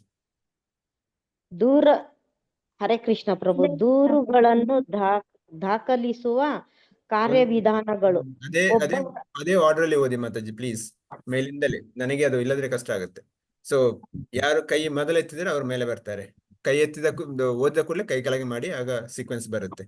Okay, ನೀವೇ ಹೆಸರು ಓದಿ ಹೇಳಿ ಪ್ರಭುಜಿ. ವಿಜಯಲಕ್ಷ್ಮಿ ಮಾತಾಜಿ ಓದಿ. ನೆಕ್ಸ್ಟ್ ಅದೇ ರೀತಿ ಬರುತ್ತೆ. ಹರೇ ಕೃಷ್ಣ. ದೂರುಗಳನ್ನು ದಾಖಲಿಸುವ ಕಾರ್ಯವಿಧಾನಗಳು. ಒಬ್ಬರ ದೇವಸ್ಥಾನದ ಅಧಿಕಾರಿಗಳು, ಒಬ್ಬನ ಶಿಕ್ಷಣ ಗುರುಗಳು, ಇಸ್ಕಾನ್ ನಿಂದ ಪರಿಹಾರ. ಸೊ ನಮ್ಗೆ ಯಾವ್ದಾದ್ರು ಆ ರೀತಿಯ ಒಂದು ವಿಷಯ ಇದ್ದರೆ, ಆ ರೀತಿ ಪರಿಸ್ಥಿತಿ ಇದ್ದರೆ ನಾವು ಏನ್ ಮಾಡಬೇಕು? ಒಂದನೇದಾಗಿ ನಮ್ಮ ಶಿಕ್ಷಾ ಗುರು ಅಥವಾ ನಮ್ಮ ದೇವಸ್ಥಾನದ ಅಧ್ಯಕ್ಷರು ಅಥವಾ ಇತರರ ಹಿರಿಯ ಅಧಿಕಾರಿಗಳನ್ನು ಭೇಟಿ ಆಗಬೇಕು. ಅವರಲ್ಲಿ ಚರ್ಚೆ ಮಾಡಿ ಅವರು ಸರಿಯಾದ ನಿರ್ದೇಶನ ಕೊಡ್ತಾರೆ. ಯಾಕಂದ್ರೆ ಇಸ್ಕಾನ್ ಅಲ್ಲಿ ಅದಕ್ಕೆ ಬೇಕಾದ ವ್ಯವಸ್ಥೆ ಇದೆ, ಮತ್ತು ಅದಕ್ಕೆ ಬೇಕಾದಂತ ಕ್ರಮವನ್ನು ಕೂಡ ತಗೊಳ್ತಾರೆ. ನಾವು ಇಂಡಿಪೆಂಡೆಂಟ್ ಸ್ವತಂತ್ರರಾಗಿ ನಮ್ಮ ನಿರ್ಧಾರ ಮಾಡುವ ಅಗತ್ಯ ಇಲ್ಲ. ಏನೇ ಅಂತ ಸಂಶಯ ಇದ್ದಾಗ ನೇರವಾಗಿ ನಮ್ಮ ಶಿಕ್ಷಾ ಗುರುಗಳು ಮತ್ತು ಮಂದಿರದ ಅಧ್ಯಕ್ಷರನ್ನ ಭೇಟಿಯಾಗಿ ಅವರ ಚರ್ಚೆ ಮಾಡಿ ಅವರು ಏನ್ ನಿರ್ದೇಶನ ಕೊಡ್ತೋ ಅದರ ಪ್ರಕಾರ ನಾವು ಮುಂದುವರಿಯುವುದು ಉತ್ತಮ. Okay, next KN Nagalakshmi. KV Nagalakshmi. Hare Krishna ಪ್ರಭುಜಿ. ನಡೆತ ಕೆಟ್ಟ ಗುರುವನ್ನು ಯಾವಾಗ ತಿರಸ್ಕರಿಸಬಾರದು? ಒಬ್ಬ ಗುರುವು ಒಂದು ಅಥವಾ ಹೆಚ್ಚಿನ ನಿಯಂತ್ರಕ ತತ್ವಗಳನ್ನು ಉಲ್ಲಂಘಿಸಿ ಇಂದ್ರಿಯ ತೃಪ್ತಿಯಲ್ಲಿ ತೊಡಗಿದ್ದರೆ ಅವನನ್ನು ತಿದ್ದಬಹುದು ಎಂಬ ಭರವಸೆ ಇದ್ದರೆ ಅವನ ಶಿಷ್ಯರು ಅವನನ್ನು ತಿರಸ್ಕರಿಸಬಾರದು. ಆದರೆ ಅಂತಹ ತಿದ್ದುಪಡಿಗೆ ಸಮಯವನ್ನು ನೀಡಬೇಕು ಮತ್ತು ಶ್ರೀಲ ಪ್ರಭುಪಾದರ, ಹಿರಿಯ ವೈಷ್ಣವರ ಮತ್ತು ಶಿಕ್ಷಾ ಗುರುಗಳ ಆಶ್ರಯ ಪಡೆಯಬೇಕು. ಇಸ್ಕಾನ್ ಕಾನೂನು 6.5.1 ಗುರುವ ತ್ಯಾಗದ ಬಗ್ಗೆ ಹೇಳ್ತಾರೆ. ಯಾವಾಗ ಗುರುವಾದವರು 4 ನಿಯಮ ಪಾಲನೆ ಮಾಡುವುದಿಲ್ಲವೋ ಅಥವಾ ಇಂದ್ರಿಯ ತೃಪ್ತಿಯಲ್ಲಿ ತೊಡಗಿದ್ದಾರೋ ಆಗ ಅಲ್ಲಿ ಪುನಃ ಹೇಳ್ತಾನೆ, ಇಸ್ಕಾನ್ ಅಲ್ಲಿ ಅದಕ್ಕೆ ಬೇಕಾದ ವ್ಯವಸ್ಥೆ ಇದೆ. ಅವರು ಆ ಗುರುವಿಗೆ ಇನ್ನೊಂದು ಅವಕಾಶ ಕೊಡ್ತಾರೆ ಅಥವಾ ಅವರು ಇನ್ನೊಂದು ಅವಕಾಶ ಕೊಟ್ಟು ತಿದ್ದಬಹುದು ಎಂದರೆ ಅದಕ್ಕೆ ಬೇಕಾದ ವ್ಯವಸ್ಥೆ ಮಾಡ್ತಾರೆ. ಸೊ ಅಲ್ಲಿ ಕೂಡ ಮತ್ತೆ ಹೇಳ್ತಾರೆ, ಪ್ರಭುಪಾದ ನಿರ್ದೇಶನ, ಹಿರಿಯ ವೈಷ್ಣವ ನಿರ್ದೇಶನ ಮತ್ತು ಶಿಕ್ಷಾ ಗುರುಗಳ ಆಶ್ರಯ ಪಡೆದು ನಾವು ನಮ್ಮ ಭಕ್ತಿಯನ್ನು ಮಾಡ್ತಾ ಇರಬೇಕು. ಅನಾವಶ್ಯಕವಾಗಿ ನಾವು ಅದರಲ್ಲಿ ನಿರ್ಧಾರ ಮಾಡುವ ಅಗತ್ಯ ಇಲ್ಲ. ಓಕೆ, ಇದು ಬೇಕಾಗಿಲ್ಲ. Okay, next KV Umadevi Mataji. ಪ್ರಭು ನಾನು ಓದ್ತೀನಿ ಪ್ರಭು, ಅವ್ರು ಓದಿದ್ದಾರೆ. ಆಯ್ತು. ದಯವಿಟ್ಟು ಯಾವಾಗಲೂ ನನ್ನ ಬೋಧನೆಗಳ ಮೂಲಕ ನನ್ನನ್ನು ನೆನಪಿಟ್ಟುಕೊಳ್ಳಲು ಪ್ರಯತ್ನಿಸಿ ಮತ್ತು ನಾವು ಯಾವಾಗಲೂ ಒಟ್ಟಿಗೆ ಇರುತ್ತೇವೆ. ಶ್ರೀಮದ್ ಭಾಗವತದ ಮೊದಲ ಪ್ರಕಟಣೆಗಳಲ್ಲಿ ನಾನು ಬರೆದಂತೆ ಆಧ್ಯಾತ್ಮಿಕ ಗುರುಗಳು ಅವರ ದೈವಿಕ ಸೂಚನೆಯಿಂದ ಶಾಶ್ವತವಾಗಿ ನೆಲೆಸಿರುತ್ತಾರೆ ಮತ್ತು ಶಿಷ್ಯರು ಅವರೊಂದಿಗೆ ನೆಲೆಸಿರುತ್ತಾರೆ, ಎಂದಿಗೂ ಅವರಿಂದ ಬೇರ್ಪಟ್ಟಿಲ್ಲ. ಓಕೆ, ಸೊ ಯಾವಾಗ್ಲೂ ಪ್ರಭುಪಾದ ಹೇಳ್ತಾರೆ, ಯಾವಾಗ್ಲೂ ನನ್ನ ಬೋಧನೆ ಮೂಲಕ ನನ್ನ ನೆನಪಿಟ್ಟುಕೊಳ್ಳ ಪ್ರಯತ್ನಿಸಿ. ಶ್ರೀಲ ಪ್ರಭುಪಾದರ ಆ ಒಂದು ನಿರ್ದೇಶನ ಆಗಲಿ, ಅವರ ಲೆಕ್ಚರ್ಸ್ ಆಗಲಿ, ಅವರ ಪತ್ರಗಳಾಗಲಿ, ಅವರ ಮೂಲಕ ನಾವು ನಮ್ಮ ಜೀವನವನ್ನು ಹುಡುಕಬೇಕು. ಸೊ ಅದೇ ನಮ್ಗೆ ನಿಜವಾಗಿಯೂ ಪ್ರತಿನಿತ್ಯ ಕೊಡುವಂತಹ ನಿರ್ದೇಶನ. ನಮ್ಗೆ ಯಾವುದೇ ಸಮಸ್ಯೆ ಇದ್ದರೂ ಪ್ರಭುಪಾದರ ಲೆಕ್ಚರ್ಸ್ ಅಲ್ಲಿ, ಪ್ರಭುಪಾದರ ಪುಸ್ತಕದಲ್ಲಿ ಬೇಕಾದ ಉತ್ತರ ಇದೆ. ಪ್ರಭುಪಾದ ಹಲವಾರು ಹೇಳಿದ್ದಾರೆ, I given everything in my books ಅಂತ. ನಾವು ಪ್ರಭುಪಾದರ ಪುಸ್ತಕವನ್ನು ಓದಬೇಕು ಮತ್ತು ಕುಲಂಕುಷವಾಗಿ ಓದಬೇಕು. ಪ್ರಭುಪಾದ ಹೇಳ್ತಾರೆ, ರೀಡ್ ಮೈ ಬುಕ್ ಸ್ಕ್ರೂಟಿನೈಸಿಂಗ್ಲಿ ಅಂತಾರೆ. ಅಂದರೆ ಓದಿ ಅದನ್ನು ಸರಿಯಾಗಿ ಅರ್ಥ ಮಾಡಬೇಕು. ಅದೇ ನಮ್ಮ ಜೀವನದ ನಿಜವಾದ ಒಂದು ಸಫಲತೆ. ಪ್ರಭುಪಾದ ಹೇಳ್ತಾರೆ, ಆಧ್ಯಾತ್ಮಿಕ ಗುರುಗಳು ದೈವಿಕ ಸೂಚನೆಯಿಂದ ಶಾಶ್ವತವಾಗಿ ನೆಲೆಸಿರುತ್ತಾರೆ ಮತ್ತು ಅವರ ಶಿಷ್ಯರೊಂದಿಗೆ ನೆಲೆಸಿರುತ್ತಾರೆ. ನಮ್ಮ ಗುರು ಯಾವಾಗ್ಲೂ ನಮಗೆ ಇರ್ತಾರೆ. ಕೆಲವರು ಭಕ್ತರು ಸಾಮಾನ್ಯವಾಗಿ ಕೇಳ್ತೇವೆ, ಗುರು ನಮ್ಮ ಇದರಲ್ಲಿ ಕನಸಲ್ಲಿ ಬಂದರು, ಗುರು ಈ ರೀತಿ ಹೇಳಿದರು. ಕೆಲವೊಮ್ಮೆ ಆಗಿರ್ಬೋದು, ಯಾಕೆಂದ್ರೆ ಅವರು ಯಾವಾಗ ಗುರುವಿನ ಬಗ್ಗೆ ಆಲೋಚನೆ ಮಾಡ್ತಿದ್ದಾರೆ, ಗುರು ಶಿಷ್ಯನ ಬಗ್ಗೆನೇ ಆಲೋಚನೆ ಮಾಡ್ತಿರ್ತಾರೆ. ಆ ಪರಸ್ಪರ ಸಂಬಂಧ ಯಾವಾಗ್ಲೂ ಇರ್ತಾರೆ. ದೈವಿಕವಾಗಿ ಇರಲ್ಲ, ಭೌತಿಕವಾಗಿ ಇರಲ್ಲ, ಆದರೆ ಆಧ್ಯಾತ್ಮಿಕವಾಗಿ ಆ ಸಂಬಂಧ ಯಾವಾಗ್ಲೂ ಇರುತ್ತೆ. ಆದ್ದರಿಂದ ನಾವು ಗುರುವಿನಿಂದ ಯಾವಾಗ್ಲೂ ಬೇರ್ಪಡುವುದಿಲ್ಲ. ಗುರು ಯಾವ ದೂರದಲ್ಲಿದ್ದರೂ ನಾವು ಅವರೊಟ್ಟಿಗೆನೆ ಇರ್ತೀವಿ. ಯಾಕೆಂದ್ರೆ ನಮ್ಮ ಮನಸ್ಸು ಯಾವಾಗ್ಲೂ ಗುರುವಿನ ಸೇವೆ ಮಾಡೋದು ಮಾತ್ರ ಆಗಿರುತ್ತೆ. ಓಕೆ, ಸೊ ಗುರು ತ್ಯಾಗದ ಪ್ರಶ್ನೆ ಮುಗಿಯುತ್ತಿಲ್ಲಿ. ಸೊ ಯಾರಿಗಾದರೂ ಪ್ರಶ್ನೆ ಇದ್ದರೆ ಕೇಳ್ಬೋದು ಮುಂದಕ್ಕೆ ಹೋಗುವ ಮೊದಲು.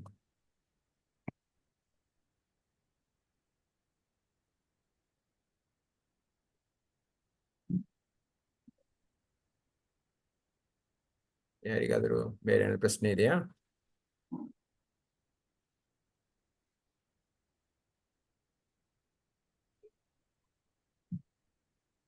ಇಲ್ವಾ? ಕೃಷ್ಣ ಪ್ರಭುಜಿ, ಒಂದ್ಸತಿ ದೀಕ್ಷೆ ತಗೊಂಡ್ಮೇಲೆ ಮತ್ತೆ ದೀಕ್ಷೆ ತಗೋಬಾರ್ದು ಅಂತ ಇದೆಯಾ ಪ್ರಭುಜಿ ಬೇರೆಯವ್ರ ಹತ್ರ? ಸರಿ ರಿಪೀಟ್ ಮಾಡಿ. ಒಂದ್ಸತಿ ದೀಕ್ಷೆ ತಗೊಂಡ್ಮೇಲೆ ಮತ್ತೆ ದೀಕ್ಷೆ ತಗೋಬಾರ್ದು ಅಂತ ಇದೆಯಲ್ಲ, ಅದು ಹೇಗೆ ಪ್ರಭುಜಿ? ಹೌದು. ಸೊ ಗುರು ಒಬ್ಬರೇ ಅಲ್ವಾ? ದೀಕ್ಷಾ ಗುರು ಒಬ್ಬರೇ. ಮತ್ತೊಮ್ಮೆ ಹೇಗೆ ದೀಕ್ಷೆ ಪಡಿತೀರಾ?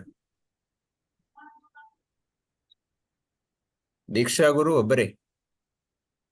ಇನ್ನೊಬ್ಬರು ಕೆಲವೊಮ್ಮೆ ಈ ಪರಿಸ್ಥಿತಿ ಬರುತ್ತೆ, ಯಾಕೆಂದ್ರೆ ಬೇರೆ ಸಂಪ್ರದಾಯದಿಂದ ಪಡೆದಿರ್ತಾರೆ. ಕೆಲವೊಮ್ಮೆ ಆ ಸಂಪ್ರದಾಯ ಅಧಿಕೃತ ಸಂಪ್ರದಾಯ ಆಗಿರುವುದಿಲ್ಲ. ಹೌದು, ಅಧಿಕೃತ ಸಂಪ್ರದಾಯ ಆಗಿದ್ದರೆ ನಾವು ಪುನಃ ದೀಕ್ಷೆ ಕೊಡುವ ಅಗತ್ಯ ಇಲ್ಲ, ಮಾಡುವುದಿಲ್ಲ ಜನರಲಿ. ಅಫ್ಕೋರ್ಸ್ ಅದು ಲೋಕಲ್ ಟೆಂಪಲ್ ಪ್ರೆಸಿಡೆಂಟ್ ಮತ್ತು ನಿಮ್ಮ ದೀಕ್ಷಾ ಗುರುಗಳು, ಶಿಕ್ಷಾ ಗುರು ನಿರ್ಧಾರ ಮಾಡ್ತಾರೆ, ಜನರಲಿ ಮಾಡಲ್ಲ.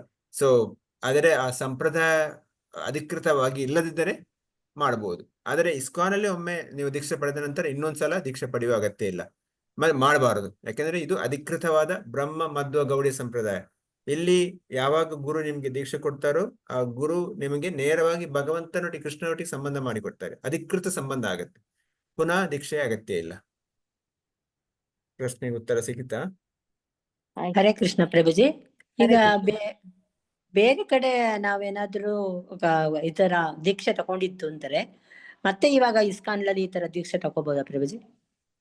ಬೇರೆ ಕಡೆ ಅಂದರೆ ಅದು ಯಾವುದು ಸಂಪ್ರದಾಯ ಅಥವಾ ಅಧಿಕೃತ ಸಂಪ್ರದಾಯನೋ ಅನಧಿಕೃತ ಸಂಪ್ರದಾಯವೋ ಅದು ನೋಡ್ಕೋಬೇಕು. ಅದಕ್ಕೆ ಬೆಸ್ಟ್ ಅಂದ್ರೆ ನಿಮ್ಮ ಶಿಕ್ಷಾ ಗುರು ಅಥವಾ ಟೆಂಪಲ್ ಅಧ್ಯಕ್ಷರಲ್ಲಿ ಮಾತಾಡಿ, ಬಿಕಾಸ್ ಅವರಿಗೆ ಗೊತ್ತಿರಬಹುದು ಈ ಸಂಪ್ರದಾಯ ನೀವು ಎಲ್ಲಿ ದೀಕ್ಷೆ ಪಡೆದಿರೋ ಅದು ಗೊತ್ತಿರುತ್ತೆ. ಆಮೇಲೆ ನಿರ್ಧಾರ ಪಡೆದು ಮಾಡೋದು ಒಳ್ಳೆಯದು. ಹರೇ ಕೃಷ್ಣ ಪ್ರಭು. ಹರೇ ಕೃಷ್ಣ ಪ್ರಭು.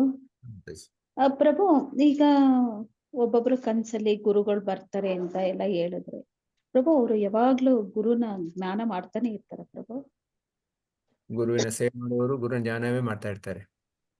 ಉದಾಹರಣೆಗೆ ಗೋಪಿಯವರು ಯಾವಾಗ್ಲೂ ಕೃಷ್ಣನೇ ಆಲೋಚನೆ ಮಾಡ್ತಾ ಇದ್ರು, ಯಾಕಂದ್ರೆ ಕೃಷ್ಣನಲ್ಲಿ ಅಷ್ಟು ಪ್ರೀತಿ. ಅದೇ ರೀತಿ ಶಿಷ್ಯರಿಗೆ ಗುರುವಿನ ಮೇಲೆ ಅಷ್ಟೊಂದು ಪ್ರೀತಿ ಇರಬೇಕು. ಆ ಪ್ರೀತಿ ಇದ್ದವರು ಮಾಡ್ತಾರೆ. ಸಾಮಾನ್ಯವಾಗಿ ಈಗ ಒಂದು ಭೌತಿಕವಾಗಿ ನೋಡಿದ್ರೆ ಹುಡುಗ ಹುಡುಗಿ ನೋಡಿ ಪರಸ್ಪರ ಪ್ರೀತಿ ಇದ್ರೆ ಯಾವಾಗ್ಲೂ ಅವರ ಬಗ್ಗೆ ಆಲೋಚನೆ ಮಾಡ್ತಾ ಇರ್ತಾರೆ. ಅದೇ ರೀತಿ ಗುರುವಿನ ಮೇಲೆ ಅಷ್ಟೊಂದು ಪ್ರೀತಿ ಇರಬೇಕು. ಗುರುವಿನ ಸೇವೆ ಮಾಡುವುದೇ ನನ್ನ ಜೀವನದ ಉದ್ದೇಶ ಆಗಿದ್ದರೆ ಅದೇ ನಮ್ಮ ಮನಸ್ಸಲ್ಲೂ ಕನಸಲ್ಲೂ ಅದೇ ಇರುತ್ತೆ. ನಮ್ಮ ಪ್ರತಿನಿತ್ಯ ನಮ್ಮ ನುಡಿಯಲ್ಲೂ ನಮ್ಮ ಭಾವನೆಯಲ್ಲೂ ನಮ್ಮ ಕರ್ತವ್ಯದಲ್ಲೂ ಎಲ್ಲ ಕೂಡ ಗುರುವೇ ಇರ್ತಾರೆ. ಆಗಿರುವಾಗ ಕನಸಲ್ಲಿ ಬರೋ ತಪ್ಪೇನಿಲ್ಲ. ಓಕೆ ಮಾತಾಜಿ, ಉತ್ತರ ಸಿಗುತ್ತಾ? ಹಾ ಪ್ರಭು, ಥ್ಯಾಂಕ್ ಯು ಪ್ರಭು. ಹರೇ ಕೃಷ್ಣ ಪ್ರಭು. ಓಕೆ, ಬೇರೆ ಯಾರಿಗಾದ್ರೂ ಪ್ರಶ್ನೆ ಇದೆಯಾ?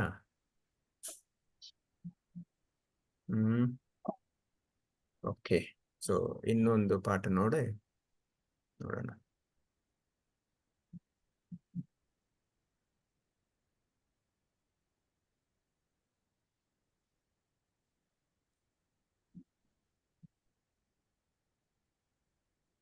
ಓಕೆ, ಸಂಬಂಧ ಮತ್ತು ಕ್ರೋಢೀಕರಣ ಸಹಕಾರದಿಂದ ಪೂರೈಸುವುದು.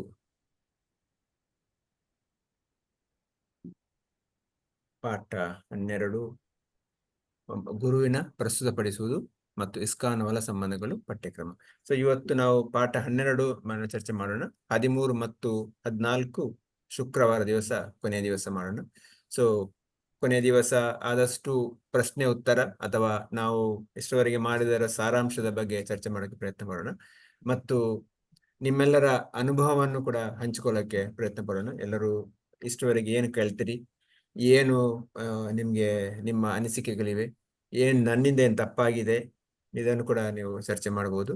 ಸೊ ಇವತ್ತು ನಾವು ಇನ್ನೂ ಒಂದು ಎಷ್ಟು ಸಮಯ ಸಿಗುತ್ತೋ ಅಷ್ಟು ಒಂದು ಪಾಠ 12 ಬಗ್ಗೆ ಚರ್ಚೆ ಮಾಡಿ ಮತ್ತೆ ನಿಲ್ಲಿಸೋಣ. ಮುಂದಕ್ಕೆ 13 ಮತ್ತು 14 ಶುಕ್ರವಾರ ದಿವಸ ಮಾಡೋಣ. ಬುಧವಾರ ನಾಳೆ ಶಿವರಾತ್ರಿ ಮತ್ತು ಗುರುವಾರ ಶಿವರಾತ್ರಿ ಆದ್ದರಿಂದ ರಜೆ ಇರುತ್ತೆ. ಗುರುವನ್ನು ಪ್ರಸ್ತುತಪಡಿಸುವುದು. ಓಕೆ, ಇದನ್ನು ಓದಿ. ಯಾರು? KV Savita Mataji, NS. ಹಾ ಪ್ರಭುಜಿ.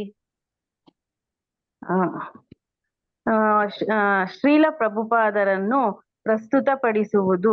ಇಸ್ಕಾನ್ ಭಕ್ತರು ಹೊಸ ಸದಸ್ಯರಿಗೆ ಶ್ರೀಲ ಪ್ರಭುಪಾದರ ಆಶ್ರಯವನ್ನು ಪಡೆಯಲು ಮತ್ತು ಪ್ರಾಯೋಗಿಕವಾಗಿ ಮತ್ತು ನೇರವಾಗಿ ಕೃಷ್ಣ ಪ್ರಜ್ಞೆಯಲ್ಲಿ ಬೋಧಿಸುವವರಿಂದ ಮಾರ್ಗದರ್ಶನ, ತರಬೇತಿ ಮತ್ತು ಸಹಾಯವನ್ನು ಪಡೆಯಲು ಸೂಚಿಸಬೇಕು. ಇಸ್ಕಾನ್ ಸದಸ್ಯರು ಯಾವಾಗ ಮತ್ತು ಯಾರಿಂದ ದೀಕ್ಷೆಯನ್ನು ಪಡೆಯಬೇಕೆಂಬುದನ್ನು ಆಯ್ಕೆ ಮಾಡುತ್ತಾರೆ. ಅವರು ಸ್ಥಾಪಕ ಆಚಾರ್ಯರಾಗಿ ಮತ್ತು ಅವರ ಶ್ರೇಷ್ಠ ಗುರುವಾಗಿ ಶ್ರೀಲ ಪ್ರಭುಪಾದರ ಮೇಲೆ ತಮ್ಮ ಗಮನವನ್ನು ಕೇಂದ್ರೀಕರಿಸಬೇಕು. ಇಸ್ಕಾನ್ ಕಾನೂನು 7.21 ಮೊದಲ ಹರಿನಾಮ ದೀಕ್ಷೆ. ಹರೇ ಕೃಷ್ಣ ಪ್ರಭುಜಿ. ಸೊ ಯಾವ ರೀತಿ ನಾವು ಶ್ರೀಲ ಪ್ರಭುಪಾದರನ್ನ ನಮ್ಮ ದಿನನಿತ್ಯ ಜೀವನದಲ್ಲಿ ಪ್ರಚಾರದಲ್ಲಿ ಪ್ರಸ್ತುತಪಡಿಸಬೇಕು? ಇಸ್ಕಾನ್ ಭಕ್ತರು ಹೊಸ ಸದಸ್ಯರಿಗೆ ಶ್ರೀಲ ಪ್ರಭುಪಾದರ ಆಶ್ರಯವನ್ನು ಪಡೆಯಲು ಮತ್ತು ಪ್ರಾಯೋಗಿಕವಾಗಿ ಮತ್ತು ನೇರವಾಗಿ ಕೃಷ್ಣ ಪ್ರಜ್ಞೆಯನ್ನು ಬೋಧಿಸುವವರಿಂದ ಮಾರ್ಗದರ್ಶನ, ತರಬೇತಿ, ಸಹಾಯವನ್ನು ಪಡೆಯಲು ಸೂಚಿಸಬೇಕು. ನಾವು ಈಗ ಹೆಚ್ಚಿನವರು ನೀವೆಲ್ಲರೂ ಪ್ರಚಾರ ಮಾಡುವವರು, ನಿಮ್ದೇ ಭಕ್ತಿ ವಿಷಯ ಆಗಿರ್ಲಿ, ಬೇರೆ ಬೇರೆ ರೀತಿಯ ಪ್ರಚಾರ ಇರ್ಬೋದು. ಅಲ್ಲಿ ಇತರರಿಗೆ ಪ್ರಚಾರ ಮಾಡುವಾಗ ಶ್ರೀಲ ಪ್ರಭುಪಾದರನ್ನ ಮೊದಲು ಇಂಟ್ರೊಡ್ಯೂಸ್ ಮಾಡಬೇಕು.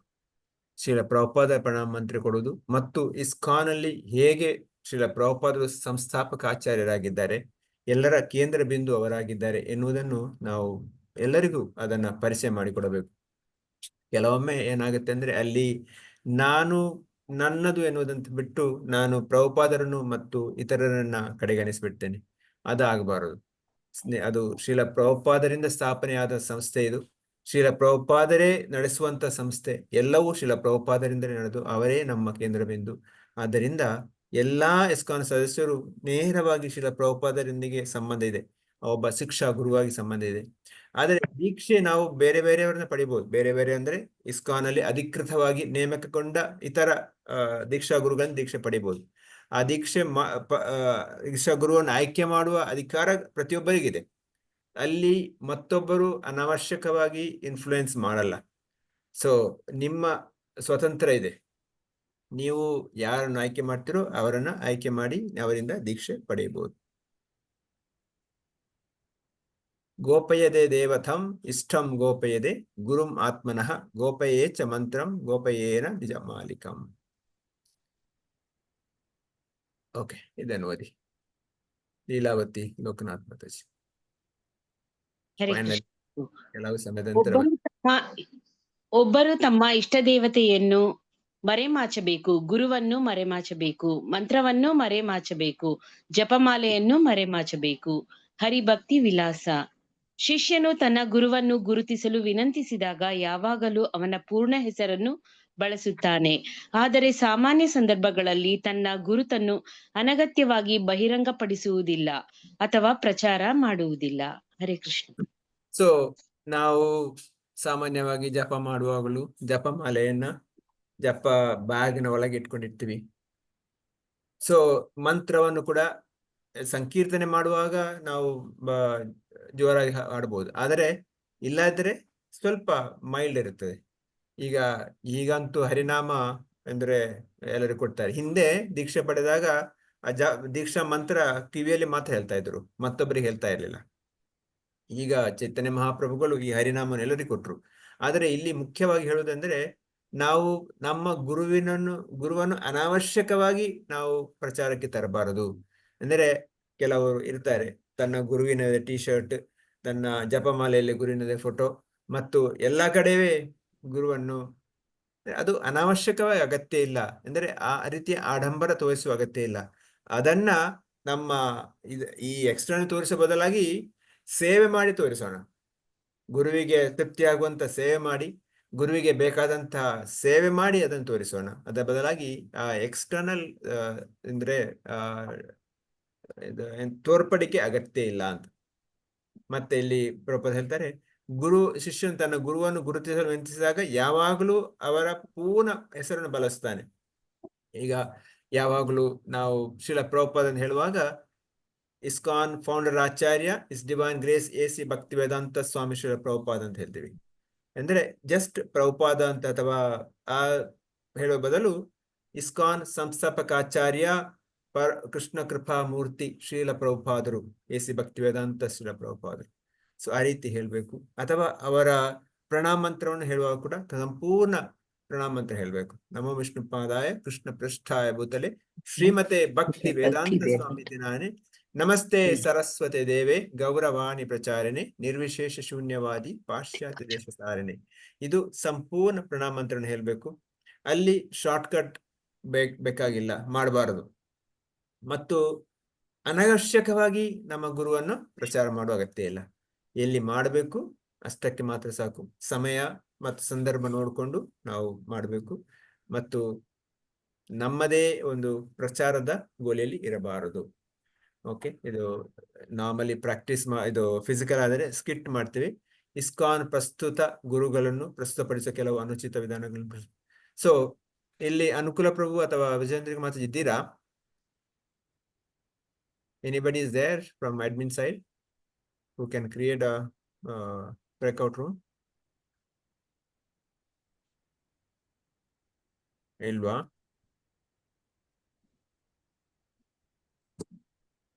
Anybody from admin side is there? No.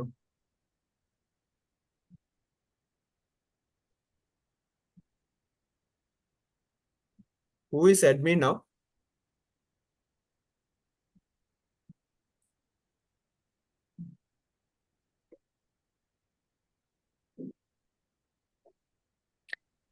Hare Krishna. ಯಾರು ಇಲ್ಲ ಅನ್ಸುತ್ತೆ ಪ್ರಭು, ನಿಮ್ಮನ್ನಷ್ಟೇ ಹೋಸ್ಟ್ ಮಾಡಿದ್ದಾರೆ. ಹೌದಾ? ಹಾ ಪ್ರಭು. ಪಾರ್ಟಿಸಿಪೇಟ್ಸ್ ನೋಡ್ತಂದ್ರೆ ಯಾರು ಇಲ್ಲ ಪ್ರಭು. ಸ್ಟಾರ್ಟಿಂಗ್ ಅಲ್ಲಿ ಇದ್ರು ಹೇಳುದ್ರಲ್ಲ ಪ್ರಭು ಬರೋದಿಕ್ಕೆ 5 ನಿಮಿಷನೋ ಏನೋ ಆಗುತ್ತೆ ಅಂತ ಹೇಳುದ್ರಲ್ಲ. ಓಕೆ, ನಾನೊಂದು ಗ್ರೂಪ್ ಕ್ರಿಯೇಟ್ ಮಾಡ್ಲಿಕ್ಕೆ ನೋಡ್ತೇನೆ. ನೋಡ ಆದರೆ ಆಯ್ತು. ಕಾಣಿಸ್ತಾ ಇಲ್ಲ. Admin side create automatically, assign automatically. Okay, ನಾನು 3 ಗ್ರೂಪ್ ಮಾಡ್ತೇನೆ ಈಗ. ಸೊ ಅದಕ್ಕಿಂತ ಮೊದಲು ಇಲ್ಲಿ ಏನಿದೆ ಹೇಳಿಬಿಡ್ತೇನೆ.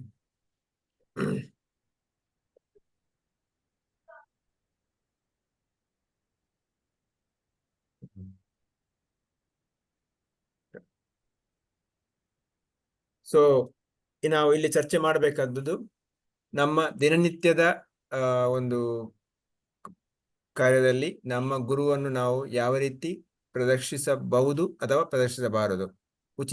ಸರಿಯಾದ ಮಾರ್ಗ, ತಪ್ಪಾದ ಮಾರ್ಗ, ಎರಡನ್ನೂ ಚರ್ಚೆ ಮಾಡಿ ಪಾಯಿಂಟ್ಸ್ ನೋಟ್ ಮಾಡ್ಕೊಳ್ಳಿ.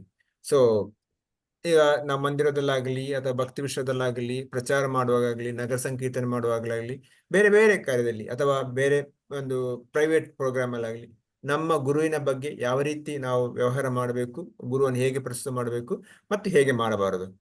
ಓಕೆ, ಇದು ಪಾಯಿಂಟ್. ಎಲ್ಲರಿಗೂ ಕ್ಲಿಯರ್ ಅಲ್ವಾ? ನಿಮ್ಮ 3 ಗ್ರೂಪ್ ಕ್ರಿಯೇಟ್ ಮಾಡ್ತೇನೆ. 3 ಗ್ರೂಪ್ ಅದೇ ಪಾಯಿಂಟ್ ಚರ್ಚೆ ಮಾಡಿ 5-10 ನಿಮಿಷದಲ್ಲಿ ವಾಪಸ್ ಬರೋಣ.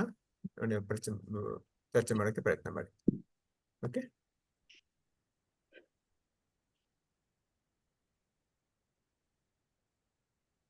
ನಿಮ್ಗೆ ಏನು ಇನ್ವೈಟ್ ಬಂದಿದೆ ಅದರ ಪ್ರಕಾರ ಜಾಯಿನ್ ಆಗಿ.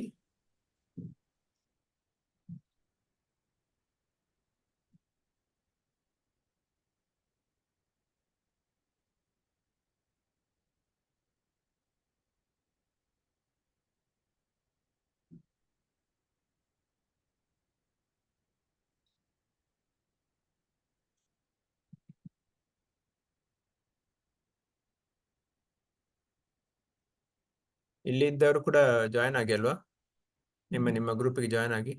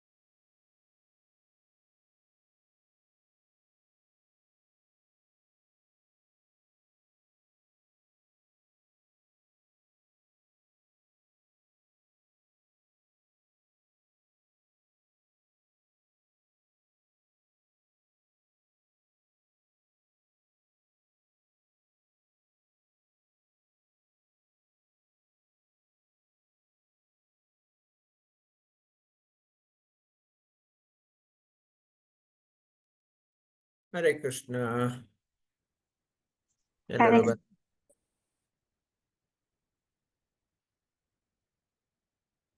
ಹರೇ ಕೃಷ್ಣ ಪ್ರಭುಜಿ. ಹರೇ ಕೃಷ್ಣ. ಬರ್ಲಿ ಎಲ್ಲರೂ.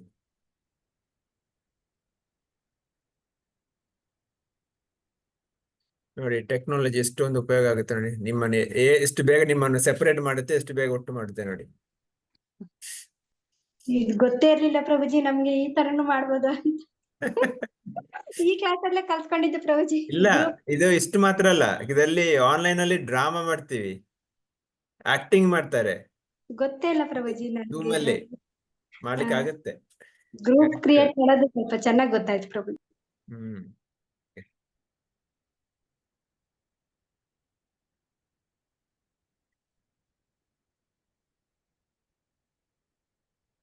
ಕೆಲವರು ಬಿಟ್ಟು ಹೋಗಿಬಿಟ್ರಾ? 25 ಜನ. ಓಕೆ, ಬರ್ತಾರೆ. ಓಕೆ, ಬರ್ಲಿ. ಬಿಟ್ಟೋಗೋದಲ್ಲ ಪ್ರಭುಜಿ, ಅದು ಜಾಯಿನ್ ಅಂತ ಬರ್ತದಲ್ಲ, ಆಗ ಡಿಸ್ಕನೆಕ್ಟ್ ಆಗುತ್ತೆ ಪ್ರಭು. ಹ್ಮ್. ನಂದು Okay. ಹಾಗೇನೆ ಆಗಿದೆ. ಸರಿ, 35 ಡಿವೋಟೀಸ್ ಇದ್ದಾರೆ. ಸೊ ಚರ್ಚೆ ಶುರು ಮಾಡೋಣ. ಸೊ ಗ್ರೂಪ್ 1 ಯಾರು ನಿಮ್ಮ ಗ್ರೂಪಿನ ಪ್ರತಿನಿಧಿ? Who is representing group 1? ಹರೇ ಕೃಷ್ಣ ಪ್ರಭು. ಯಾರದು? ಕಿವಿ ಲಕ್ಷ್ಮಿ, ನಾಗಲಕ್ಷ್ಮಿಯ? ಹೇಳ ಪ್ರಭುಜಿ, ನಾನು ಹೇಳ್ತೇನೆ, ಬೇರೆಯವರು ಅಲ್ಲ, ಹೇಳ್ತಾರೆ. ನಾನೊಂದ್ ಗ್ರೂಪಿನ ಹೇಳ್ಕೊಂಡು ಪ್ರತಿನಿಧಿ ಯಾರು ಫಸ್ಟ್? ನೀವೇ ಹೇಳಿ ಮಾತಾಜಿ. ಹೇಳಿ ಮಾತಾಜಿ. ಗುರುವನ್ನು ನಾವು ಅನಾವಶ್ಯಕವಾಗಿ ಬಹಿರಂಗಪಡಿಸಬಾರದು. ಗುರುವಿಗೆ ಸೇವೆ ಮಾಡಿ ನಮ್ಮ ನಿಷ್ಠೆಯನ್ನ ತೋರಿಸ್ಬೇಕು. ಗುರುವಿನ ಬಗ್ಗೆ ಹೇಳ್ಬೇಕಾದ್ರೆ ಯಾವಾಗ್ಲೂ ಅವರ ಪೂರ್ತಿ ಹೆಸರನ್ನ ಹೇಳ್ಬೇಕು. ಮತ್ತೆ ಗುರುವಿಗೆ ಪ್ರಣಾಮ ಮಾಡ್ಬೇಕಾದ್ರೆ ಪೂರ್ತಿಯಾಗಿ ಪ್ರಣಾಮ ಮಂತ್ರಗಳನ್ನ ಹೇಳ್ಬೇಕು. ಅದು ಶ್ರೀಲ ಪ್ರಭು. ಮತ್ತೆ ನಾವು ತೋರಿಕೆ ಮಾಡಬಾರ್ದು. ಎಲ್ಲೂ ಹೋಗ್ಬಿಟ್ಟು ನಮ್ ಗುರುಗಳೇ ಶ್ರೇಷ್ಠ ಅಂತ ನಾವು ತೋರಿಕೆ ಮಾಡಬಾರ್ದು. ಅವರ ಆದೇಶ ಹೇಗಿರುತ್ತೋ ಹಾಗೆ ನಡಿಬೇಕು. ಮತ್ತೆ ಅವ್ರ ಹೆಸರಿರುವ ಟಿ ಶರ್ಟು, ಕ್ಯಾಪ್ ಅಂತ ಉಪಯೋಗಿಸೋದು, ನಮ್ಮ ಗುರುಗಳೇ ಹೇಳಿದ್ದು ಸರಿ, ಬೇರೆಯವ್ರು ಹೇಳಿದ ತಪ್ಪು ಅಂತಾನು ಹೇಳ್ಬಾರ್ದು. ನಮ್ಮ ಗುರುಗಳಿಗೇನು ಮರ್ಯಾದೆ ಕೊಡಬೇಕು, ಆದ್ರೆ ಅದೇ ರೀತಿ ಅವರ ದೈವ ಸಹೋದರರಿಗೂ ಕೊಡಬೇಕು. ಮತ್ತೆ ಅವರ ಕುಟುಂಬದವರಿಗೂ ನಾವು ಅಷ್ಟೇ ಮರ್ಯಾದೆ ಗೌರವಗಳನ್ನ ಕೊಡಬೇಕು. ಇಷ್ಟು ನನ್ನ ಪಾಯಿಂಟ್ಸ್ ಪ್ರಭುಜಿ. ಇನ್ನ ಹೇಳೋ ಹಾಕಿದ್ರೆ ಬೇರೆಯವರು ಗ್ರೂಪ್ 1 ಬೇರೆಯವರು ಇದ್ದಾರಾ?